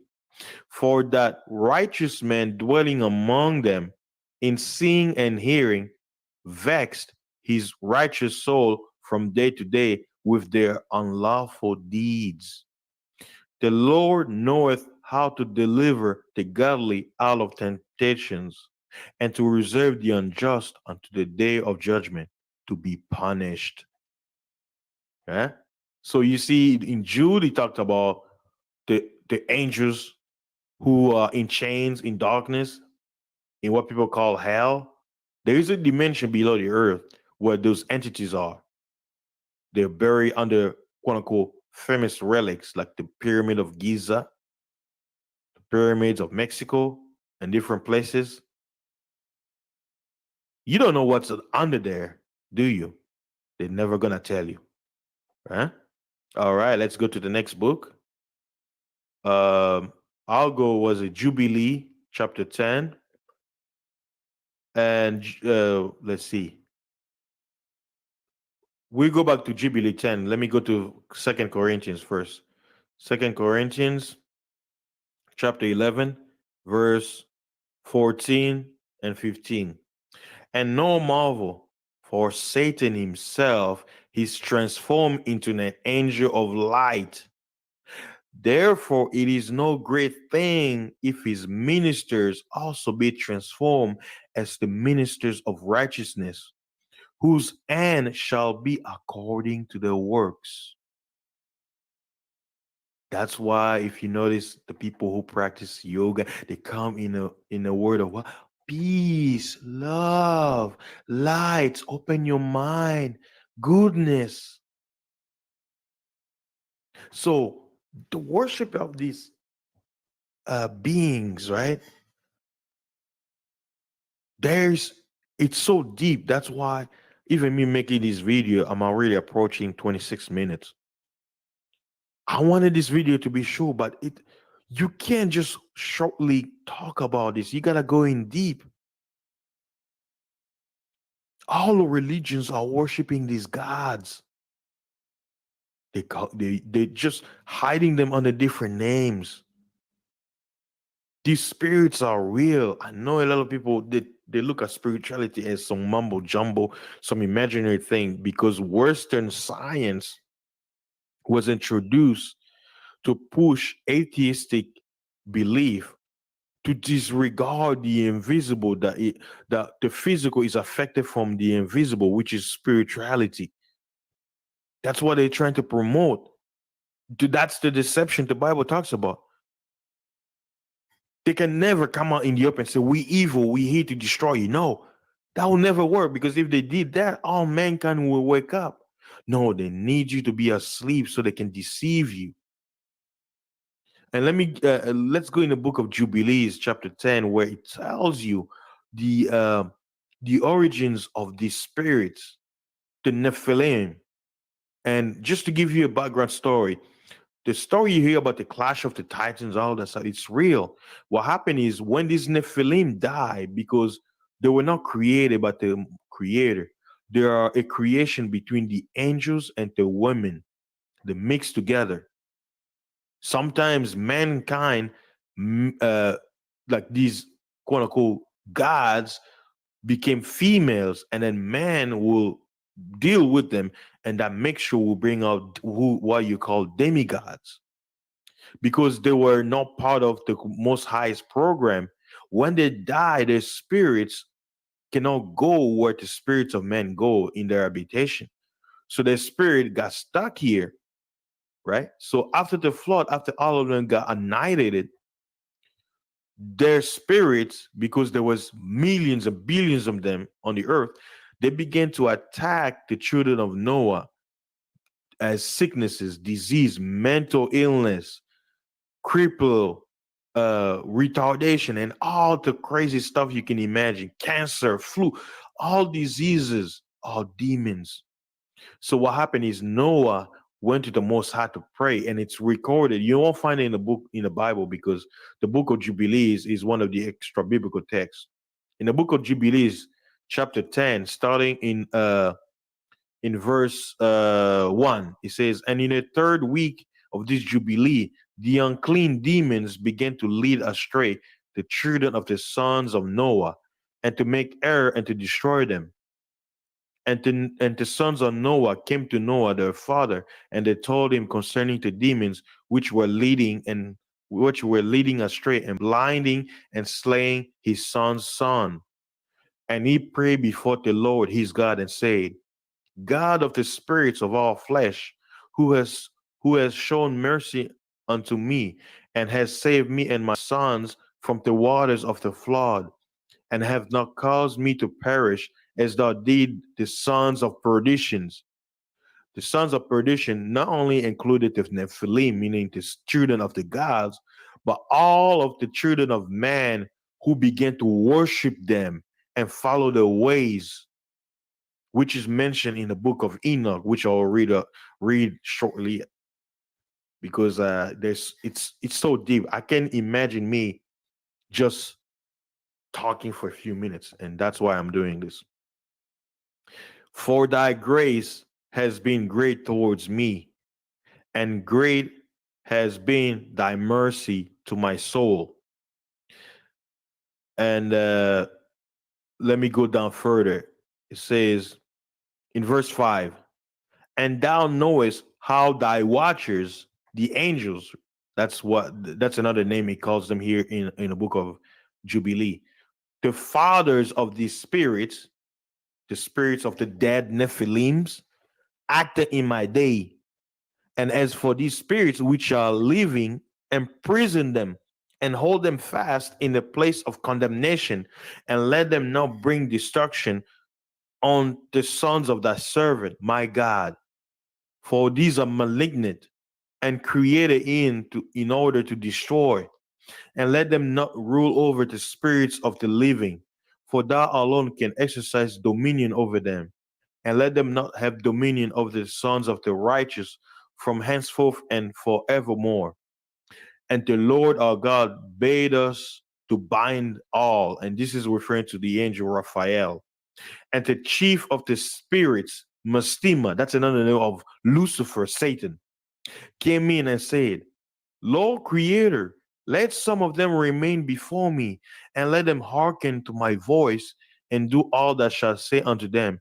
For if some of them are not left to me, I shall not be able to execute my power of my will on the sons of men. For these are for corruption and leading astray before my judgment. For great is the wickedness of the sons of men. And he said, let the 10th part of them remain before him, and let 9 parts descend into the place of condemnation. And one of us he commanded that we should teach Noah all their medicines, for he knew that they would not walk in uprightness, nor strive in righteousness. And we did according to all his words. His is referring to the Creator. All the malignant evil ones we bound in a place of condemnation, and a 10th part of them we left that they might be subject before Satan on the earth. And we explained to Noah all the medicines of their diseases, together with their seductions, and how he might heal them with herbs of the earth. And Noah wrote all these things in a book as we instructed him concerning every kind of medicine. Thus the evil spirits were precluded from hurting the sons of Noah. You can read this chapter on for yourself, but I just wanted to point that out. Notice he talked about, man, it's so deep, man. Like, guys, with great powers come great responsibility. With great knowledge come great wisdom. Wisdom is the application of knowledge. What you just learned, it's talking about all diseases that we watch this. Noah prayed, right? Let's say there were billions of demons tormenting mankind that were growing with sickness and all that stuff and killing them, right? Noah prayed to the Creator. He said, please bind these spirits so they won't kill us. He sends the angel. The angel was about to bind, but Lucifer came and said, well, if we bind these spirits, how can I do my job? My time is, I have a limited time to basically do what I'm supposed to do to man. So if you bind them, I'm not going to do my job. So the Most High told the angels, okay, bind 90% of these angels, those demons, the Nephilim, the spirits of them, in hell, or it's a prison, it's a dimension under the earth that's a prison for those demons. And some of their fathers are also bound with them, right? That's why I'll give you the verse where it says, and the angels that left their estates and sin, right? But 10% of them were left on the earth during the time of Noah until our current era. Watch this. Look back into history, the evil, the murder, all the bad things that were happening, the disease, the murder, like everything evil you could imagine that was happening since then was under the order of Satan, but only using 10% of the demons from before the flood. But we living in a time, check this out. All of those demons have been released. That's why you're not being told. That's why they're calling this the age of Aquarius. We're going to a new era. Why do you think mental illness is a big deal in these days? Why do you think these pharmaceutical companies exist? Why do you think when you take a pill, it says, oh, here are the side effects? This, then this, and this. You run on the list. It's because these entities are being released. What do you think CERN is? Right? Do you remember this image that was in front of CERN? What were they communicating? See, to the ignorant, they didn't understand. But to the wise, they understand what the whole thing was. It was a portal opening, trying to release them, finding what they use technology. It's not new. It's the old technology that the Nephilim were using. They were trying to communicate to this side, to those scientists, these men, quote unquote, wise men, how to come about a way to release them from their prison. so they can torment mankind one last time before the judgment under the direction of Mistema or Lucifer or Yahweh. That's what it's all about. I tell you, that's why they don't want you to read the Bible. The Bible reveals you all these things. I know the Bible catch a bad rap in this society that's anti-God, anti the Most High, a higher. But do not be fooled. Everything you see happening in the world, it's because of those spirits. They have been released. They know their time is almost up, so they want to have one last hurrah before the end. And they're the ministers of Satan are worshiping them. See, you may believe these things are not real, but the people who worship these beings, they serve them with rigor, with pride, and they're relentless. You just a dumb, ignorant human who believe this doesn't exist. You think this is all a joke, a fantasy. But the people who worship these entities, they're not jokes. They're faithful to their gods. What about you? Who are you faithful to? Ignorance? Huh?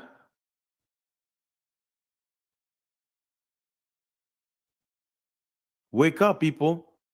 Wake up. Do not be ignorant of the times we're in. Do not be ignorant. Do not worship fallen gods in ignorance, thinking you're doing good.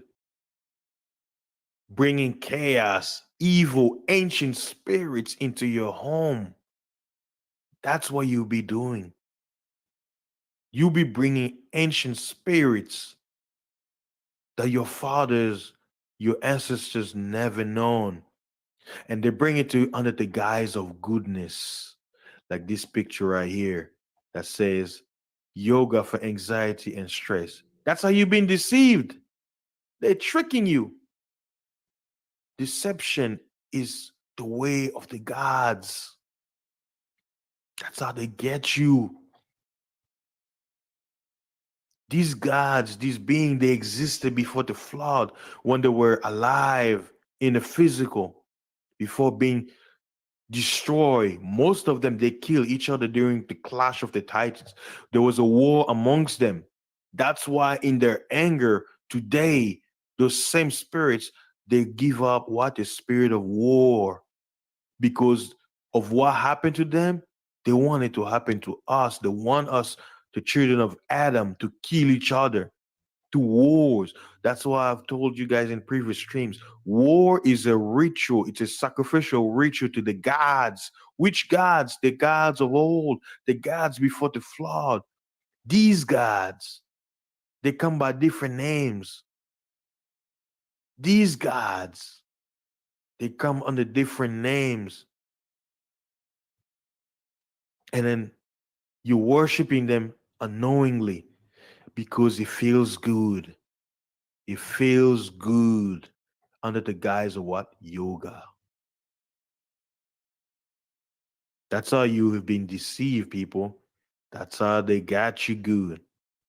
Let me read one last book to tell you the origin of these gods, their story, and how they came to be, how they acted, and what happened to them, which you heard earlier. But I want to give you the biblical story from the book of Enoch of what happened, how they came to be, how these Nephilim, these demigods came to being, and how they gave mankind to worship, two different practices. Let's go to the book of Enoch, chapter 6. And it came to pass when the children of men had multiplied, that in those days were born unto them beautiful and comely daughters.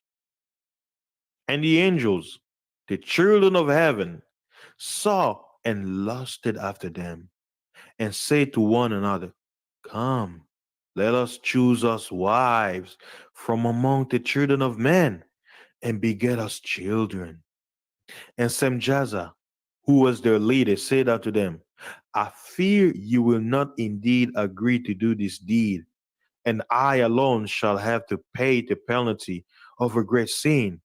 And they all answer him and say, so basically what these words are saying, he wanted to do it, right? But he's like, well, uh, I don't want to be the only one that faced the punishment, right? And then basically he made all of his buddies to swear on what they're about to do because they knew it was wrong, but they wanted to do it anyway.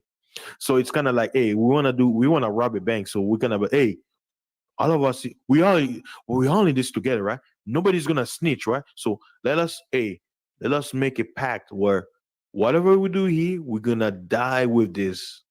Basically, that's I'm using an analogy. So for those of you who don't understand the language he is being spoken as I read, I'm basically explaining to you, it's like people are about to commit a crime. They say, well, if we're about to do, nothing goes out, and whoever goes out, he's gonna be punished.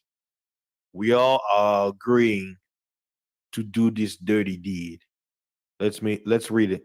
It says, "Let us swear an oath and all bind ourselves by mutual imprecations, not to abandon this plan, but to do this thing." Then swear they all together and bound themselves by mutual imprecations upon it. And they were all in all 200 who descended in the days of Jared on the summit of Mount Hermon. Mount Hermon is in Syria right now. And it's no coincidence there's a war in Syria. And they called it Mount Hermon because they had sworn and bound themselves by mutual imprecations upon it. And these are the names of the leaders. I don't want to go into the name of the leaders, like I told you. Names have power. But Semjaza is the chief one. And these names, they're called differently in mythology. That's what I say most of the gods that people are worshiping, it's these gods that fell. And then it says in verse 8, these are the chiefs of tens. There you go. They're leaders. That's why I told you earlier that one God has spirits under him, the children of the Nephilim. So let's go in chapter 7. And all the others together with them took unto them wives, and each chose for himself, and they began to go in unto them. Go in, wink, wink. The Bible got jokes. And to defile themselves with them.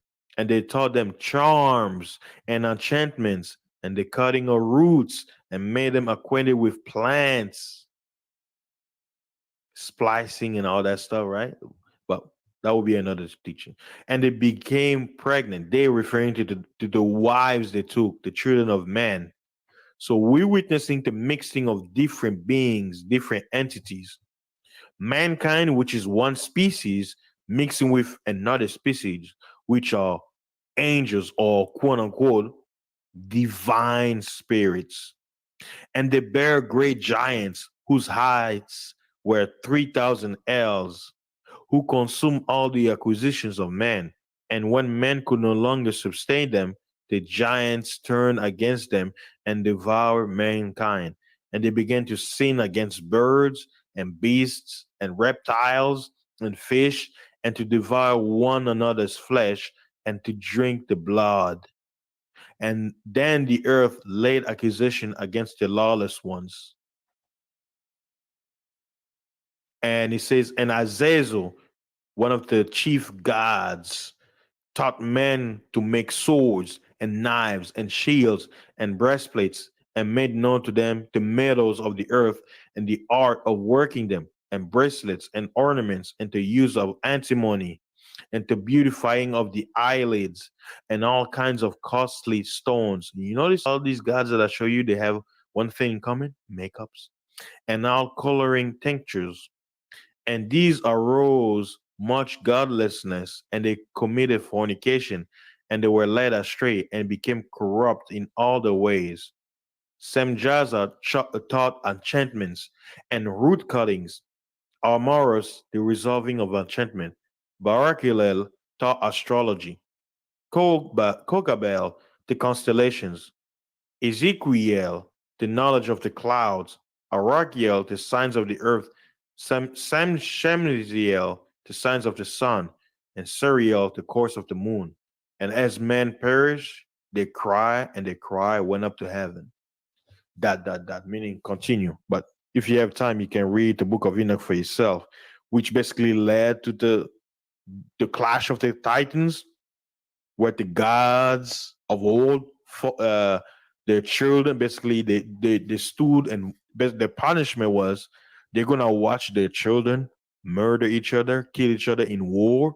They're gonna witness their quote unquote sin, and was a scientific experiment be destroyed, fail, and then after that being thrown into the dimension of darkness and be bound by chains to be locked there until the final judgment. And then the spirits of after the flood, the spirits of of their children, they were roaming the earth, and then the mankind who survived the flood, they began being tormented because those spirits were angry. Then Noah prayed to God, and God sent who? The angels, Raphael and others, to bind these angels, those demons. And then Satan came in and pleaded. He said, well, if you bind all of them, I'm going to use them against mankind because I got to do my job. I was given a time on this earth to do my job, to do what I have to do, to lead men astray. So 10% of them was left to Satan that he was being using for thousands of years. Now imagine, right? That's why the Messiah, Christ, Yeshua said in the book of Matthew, says, as it was in the days of Noah, so shall it be in the coming of the Son of Man. Meaning, just like evil waxed strong when Noah was alive before the flood, the same thing will happen in the season before I return, because time is going to be cut short. If I don't cut that time short, if the Father don't send me before Satan's time is fulfilled, 6,000 years, no flesh shall be saved. Meaning, if those spirits are released and nothing comes to stop them, nobody will be alive if Christ came after the assigned time given by Mistema. So you see, those spirits have been released. If you don't have no idea, this whole thing with this world shut down, COVID and all that stuff, it's all part of the plan. But you don't have to believe me. I'm nobody. I'm just giving words, and those who have ears to hear and eyes to see, let them see, let them listen. As we get more closer to that time, we are really into it. They lied to us in the calendar. We're now in 2020, like they told us. This is they call it the Gregorian Julian calendar. But what is the true time? Nobody is telling you. No, they will say nobody knows. You don't think the people who gave us the time and calendar know what the real time is according to the true movements of the stars? You don't think they don't know? They know. But like I said, Satan is a deceiver. They have to deceive you. They have to keep you in the dark. But the time is coming where these gods and these demons, they have no choice but to come out in the open. We will see them. The Bible speaks about it, where it says, "Why what is in the dark will come into the light." Why? To further lead men come to tell you, be like, "Hey, I'm the guy you've been worshiping all along. Here I am. Won't you accept me now? Now that I've shown myself to you." We're not ready for that time, guys. Stop being ignorant of the times we're in. Do not be deceived by the deceiver. Please understand the time we're in. I hope this message resonates to you guys. For those of you out there who wants to know the things that are happening. I understand many who will hear this message will be skeptical, and I understand you have every choice to do so. For those of you who want to know the truth, who are about the Most High, the Creator, who want to be saved out of the darkness that are coming, how to survive these gods and their children, their attacks and everything, I hope you pay attention and don't fall for the traps. I really hope you don't fall for the traps, guys, because they are coming. They are really here. They're deceiver. They're very slick. Hey, they're more slick than me. They can trick me too. I'm a man. I'm not special. Some people may be, no, I'm not special. I'm a man like you if you're listening. They can trick me too. Oh, yeah. I remember I was taking Zumba class, and after the dancing session, our teacher had us do yoga pose and stuff like that. I was like, wait a minute. Is this part of the exercise? Once I figured it out that I'm doing yoga, I'm like, nah, I wasn't doing it. I wasn't doing the whole, no. I even stopped going to class. I was like, see, that's our deception. They were teaching salsa, Zumba, and then boom, Satan slipping in its poison, making everybody worship the gods unaware under the guise of what? Exercise. Oh, yeah. Oh, yeah. So, what is my message today, guys? Going back to my original banner, since I finished reading. My original banner was yoga, the involuntary worship of fallen angels. And the reason why I chose involuntary, why? You're worshiping these deities, these divine beings, involuntary, because you're being tricked. And there are those who voluntarily worship these deities because they know who they are, they know what yoga is about, they know what this practice is for, and they do it gladly with full awareness. But you, the ignorant, do you know what you are doing? Or you're just doing it just to get along? You're doing it because you want to sound cool when you play. Oh, yeah, I do yoga. To someone who's aware, he'll be like, oh, you do yoga? Who is your God? That's what he's going to be asking himself. And then by how you speak, I will know if you are aware of what you're doing or you're not. And these demons, they come in sweet under the guise of goodness. It's all about being aware of yourself, knowledge of self.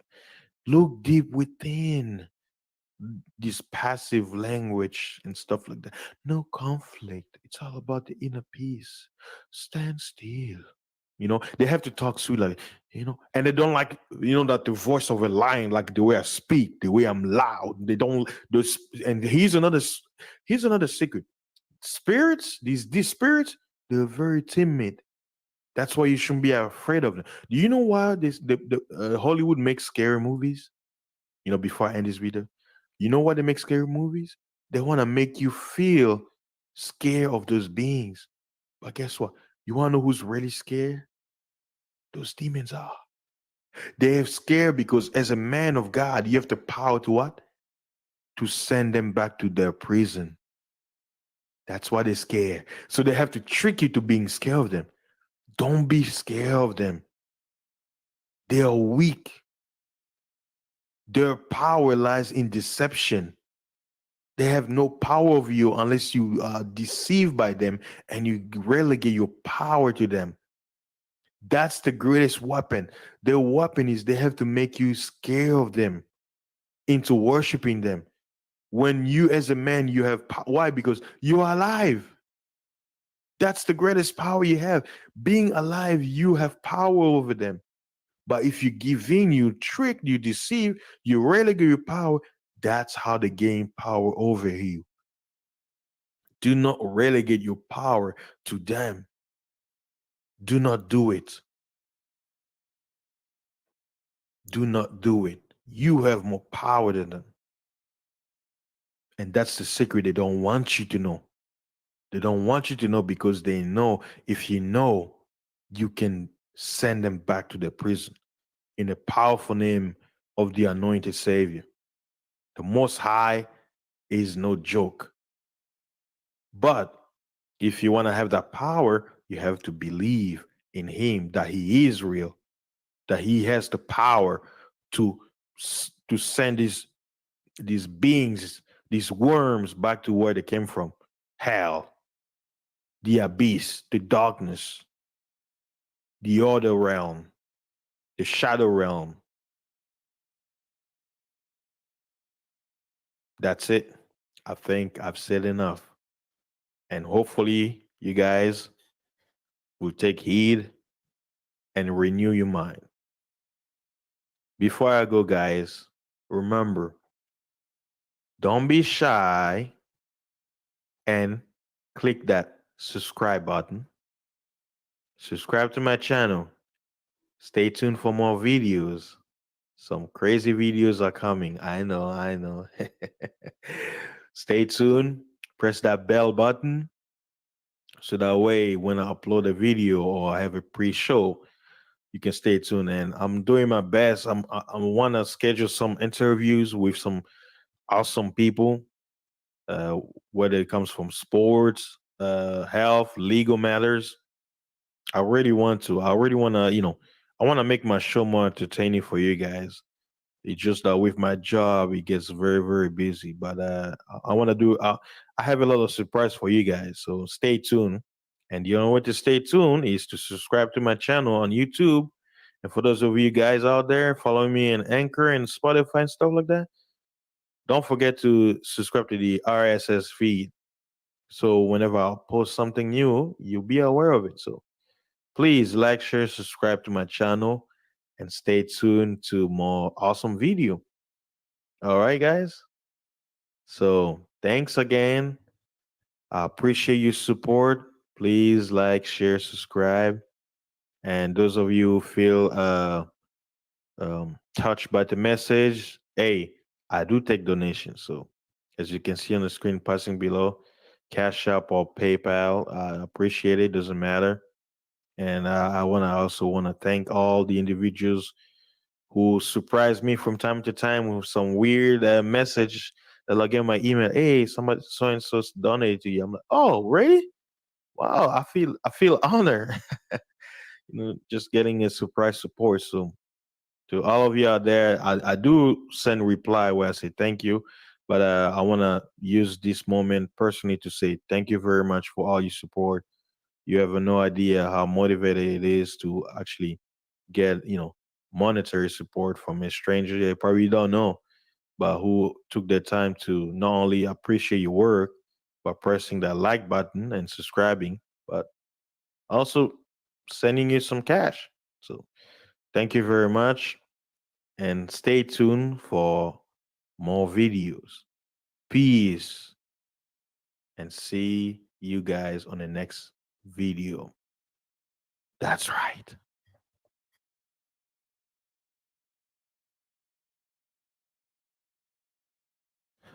Hey guys, I hope y'all enjoy the stream. Yeah, I wanted to put all of them together so you guys can enjoy. So I really appreciate you stopping by. I know it's crazy times that we're living in, and don't forget I uploaded some new videos about some vaccine. You know, so check that video out. I was like, I needed to catch on some news that I never had a chance to report on. I finally had some time to actually record and actually post it. But I posted the link. I see I have two people watching. I know it's the weekend; most people are relaxing. But Whoever wants to join in for a few minutes, they're welcome to do so. If not, I'm just gonna end it. Yeah, I think it was good. The stream, like when it comes to debunking or explaining things that most people are aware of, you can get lost in the conversation so deep that uh, it's like, man, you're gonna be here for a while, and most people out there, they don't have the attention span these days. So I try my best to explain certain topics, but I kind of like this, speaking of things that most people are not talking about. Uh, the truth is stranger than the fiction. Even this weekend, I was having some conversation with some people, and it's like when it came to the subject of religion, I was trying to make them see that I'm like, hey, if everybody agrees on it, you already know it's not correct. Like the same Bible you claim to uphold tells you that what the masses are following is not the truth. It's the deception, because the truth is hated. So if you have these big religions and this big organization that have a large following, you already know the truth is not there, because the truth is going to be discriminated, it's going to be hated on, and you're going to get hated from your own family. That's what the Bible says the people that have known you, when you actually can see what they're blinded to, they're going to hate you.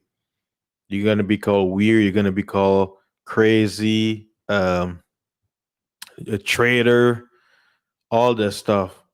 And you can see, even the real world shows you things that speak the truth nobody wants to hear. People usually go to what they'll call conspiracy. Why? Because conspiracy most of the time is a lie mixed with truth.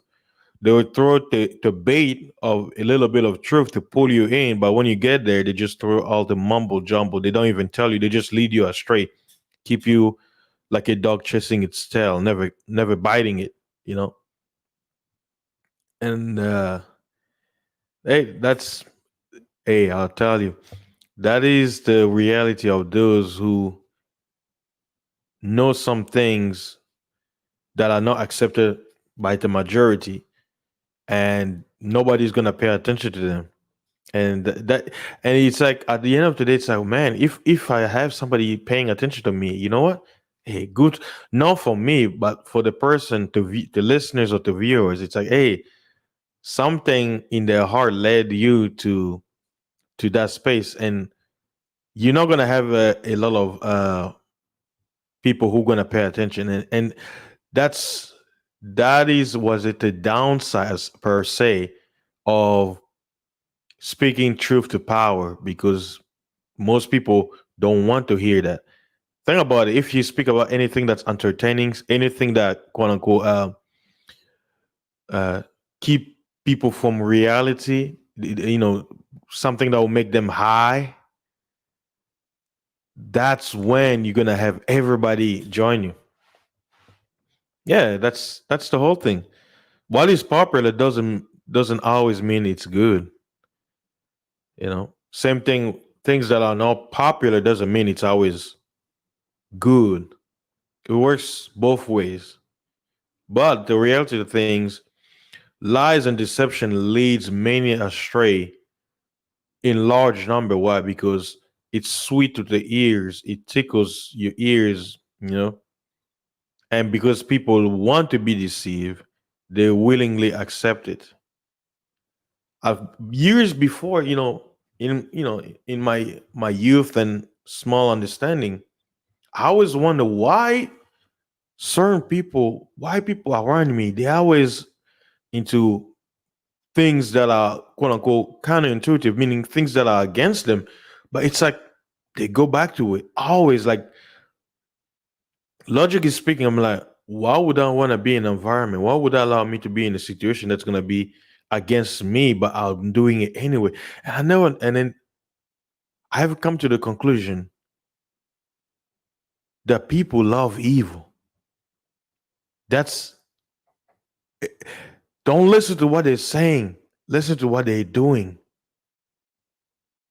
If you don't love evil, you're not gonna be around evil. You're not gonna be uh putting yourself in that environment. And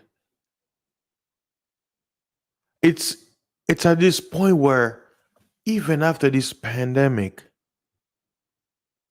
people still, it's like they know something is wrong. They know that something has happened to this world, that the reality has changed, but it's like they're like, what's going on? What's going on? Don't you know what time it is? You claim to be one of, speaking about people who claim to be followers of the Bible, you claim to be reading the Bible and you're asking what's going on. Have you not read? And the thing is, religious zealots, the lower level, because remember, there's elites who know the truth and the lower class who are, unaware of the truth. Those ones, those zealots, those blind zealots, you can't help them. I witnessed it yesterday. And the whole thing is they'll pick something that supports, and they'll be like, oh yeah, see. And then they'll tell you, they'll be like, oh no, you don't want to hear me, right? And then you give them the time, and then when it's your turn, they want to interrupt you and stop you. They're doing the same thing they claim that you shouldn't be doing, and then they're doing it. It's like, and then they get angry. I laugh at it. Why? Because even when people make fun of me, they say, "Oh, you're the Bible thumper." I tell them, I'm like, to me, it doesn't hurt. You calling me names. I'm like, it doesn't hurt me because I understand freedom of will. You have made a choice not to believe the reality that we have, and then you're looking at me for believing that I'm weird, I'm crazy, and I'm like, hey, that's fine. Why? Because reality is all about perspective. I'm right here in my house, holding a phone in my hand. I mean, a mic in my hand, and speaking to it. Right? This is my reality. So, regardless if I tell you, you have a choice to believe it or not, right? Same thing if you're on the other side listening to me, your reality at that moment, if you tell me I have a choice to believe it or not, we live in two different realities at the same time. Why? Because we are each individual in our own body, in our own mind, having an experience that, what we call reality at that moment in time is not the same, but it is the same at the same time. You understand what I'm saying? So it's like my perspective of life will never be the same as someone else. Why? Because I am me. I am this entity within this body. So how I observe reality is gonna be different from what I do. Even if we're in the same presence, because when I'm looking at you, I'm seeing you. I can look at myself. The only perspective I have is looking outward. I can look towards me because my eyes is not looking inwards, looking outward. But we're gonna come in a time where, and I'm already seeing it. The people call conspiracy theorists, they call them kooks, lunatics, crazy in the head, loose hands. You got your screws loose. All these names. They call us heretics, traitors. You're walking away from the path and all that stuff. Slowly but surely, they start to realize that they're the ones who've been deceived. They're the ones who've been lied to. The Pope came out and just endorsed homosexual marriage. And he's supposed to be the representation, according to the Catholic Church, the representation of God on earth. That's why he's called Pope, Papa, Father. right? But someone who reads the Bible, you go to the Old Testament, you open it, guess what? It seems like he's not the representative of the Father at all. Why? Toward the Old Testament, what did the Father say? He said, those who do those things are worthy of what? Death. So he don't agree with it. So slowly but surely, the things some of us out here who've been promoting the truth to power, they call us crazy. They say it's fake news and all that stuff.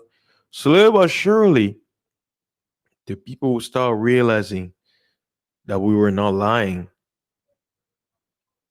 and that they were literally witnessing the clash and the fall of all religions. All religions must be destroyed for the new one world religion to be established. Because the word Catholic just means universal, right? But even that too must be collapsed. People, they give you movies so you look at it and be, oh, that's fiction. Oh, and if someone tells you, say, these things they show you, it's real.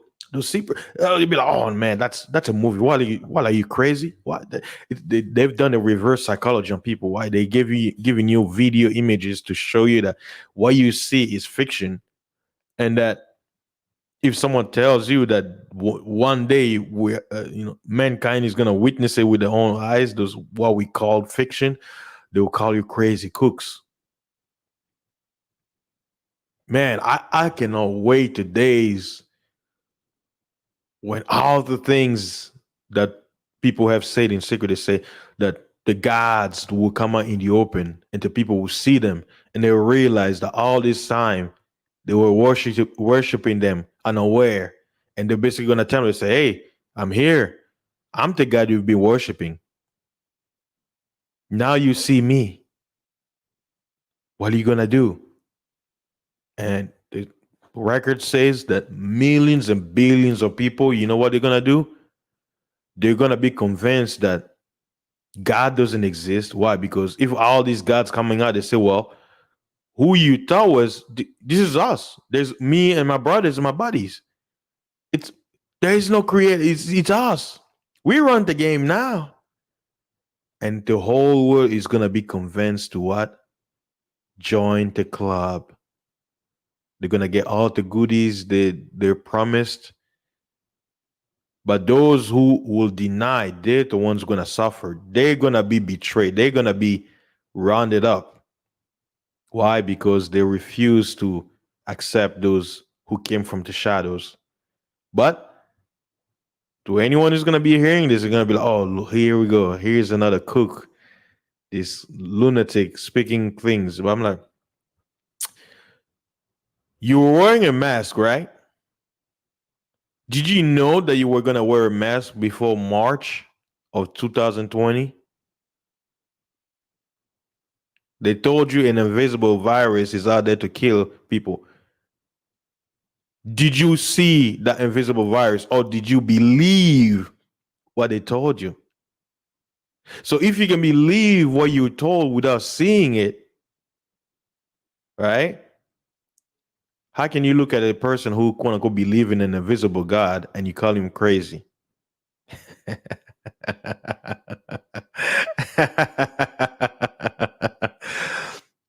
Isn't that ironic?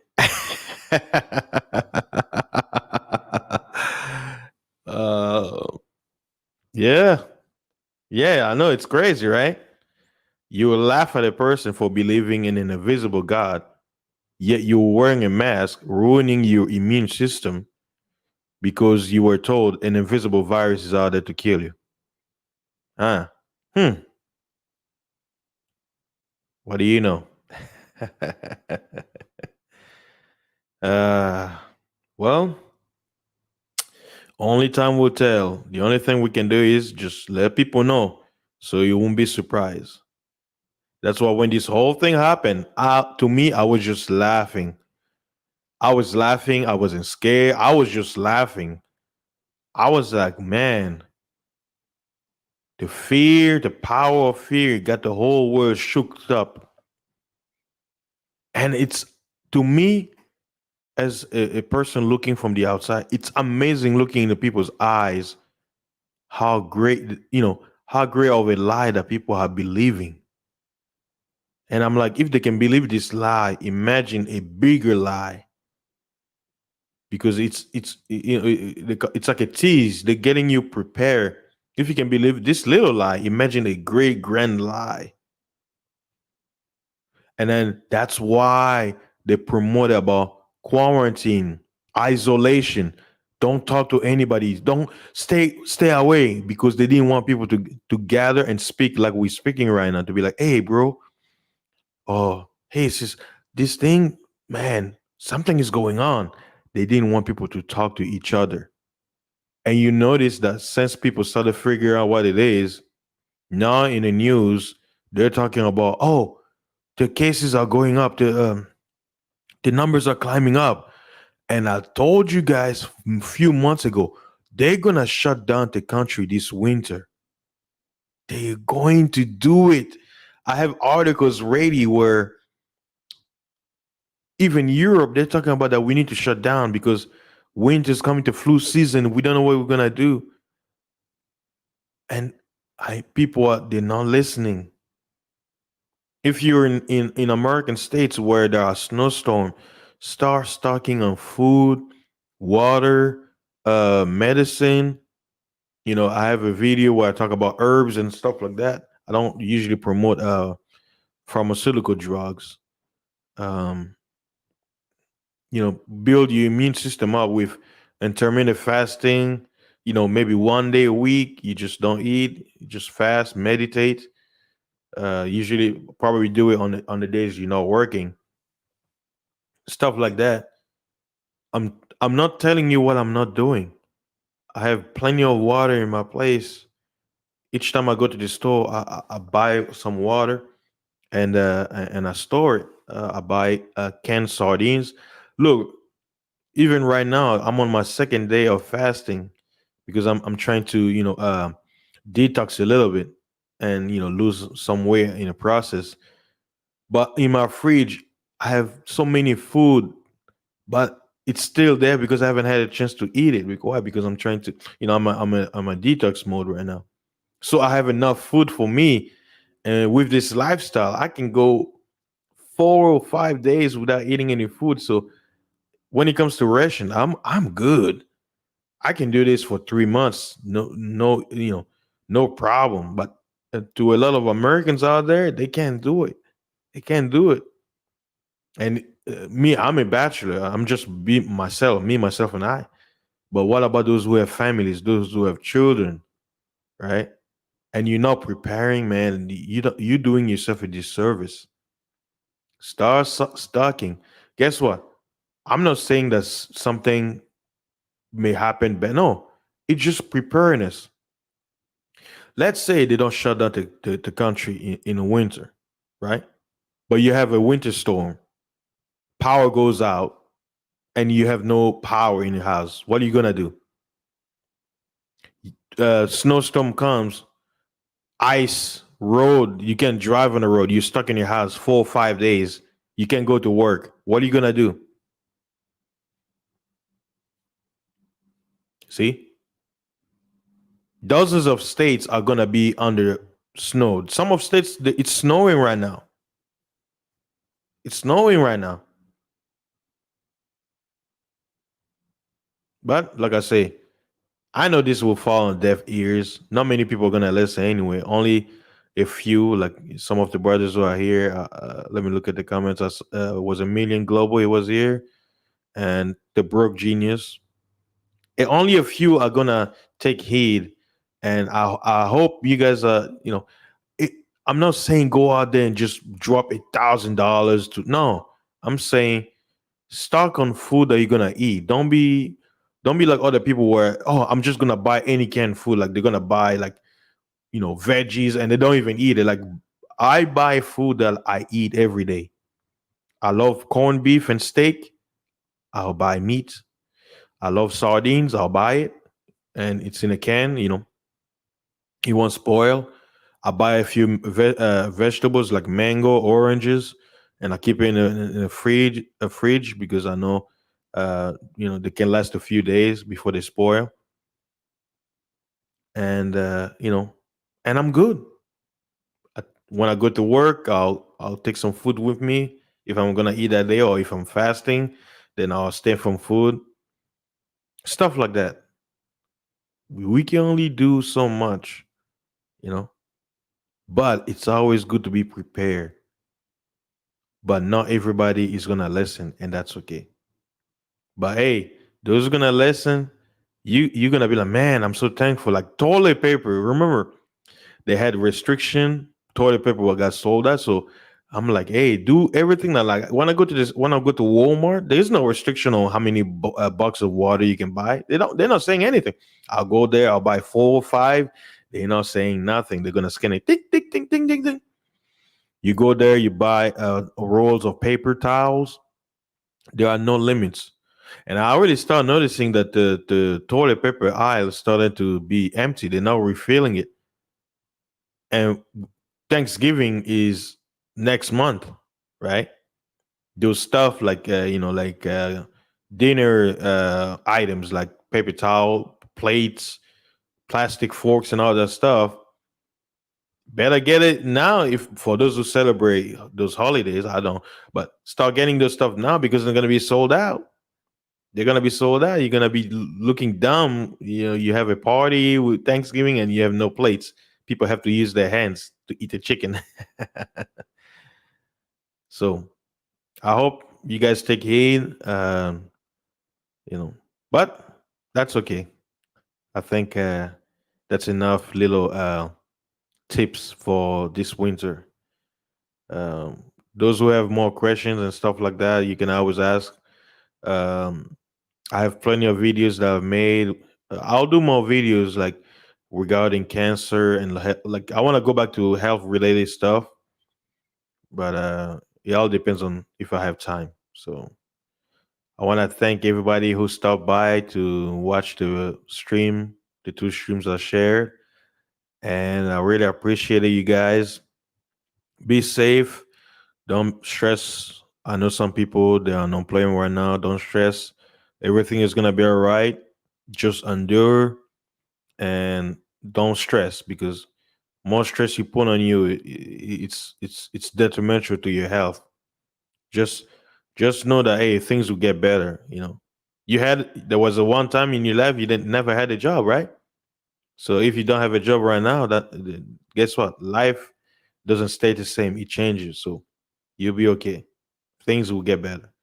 And if you have that mindset, your anxiety is gonna be non-existent. So I really appreciate you guys stopping by. And one more last time before I go, if you're new to my stream, my channel, please like, share, and subscribe to my channel.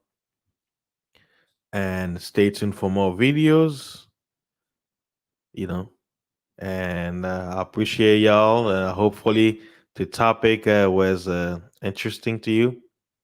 And may the Most High, the Creator of us all, bless y'all this weekend. Be safe, and when you go to sleep tonight, pray to Him that you're gonna have the breath of life in the morning, because that is one of my prayer. That every time I wake up, I'm thankful I have another day, because millions of people out there they won't wake up tomorrow.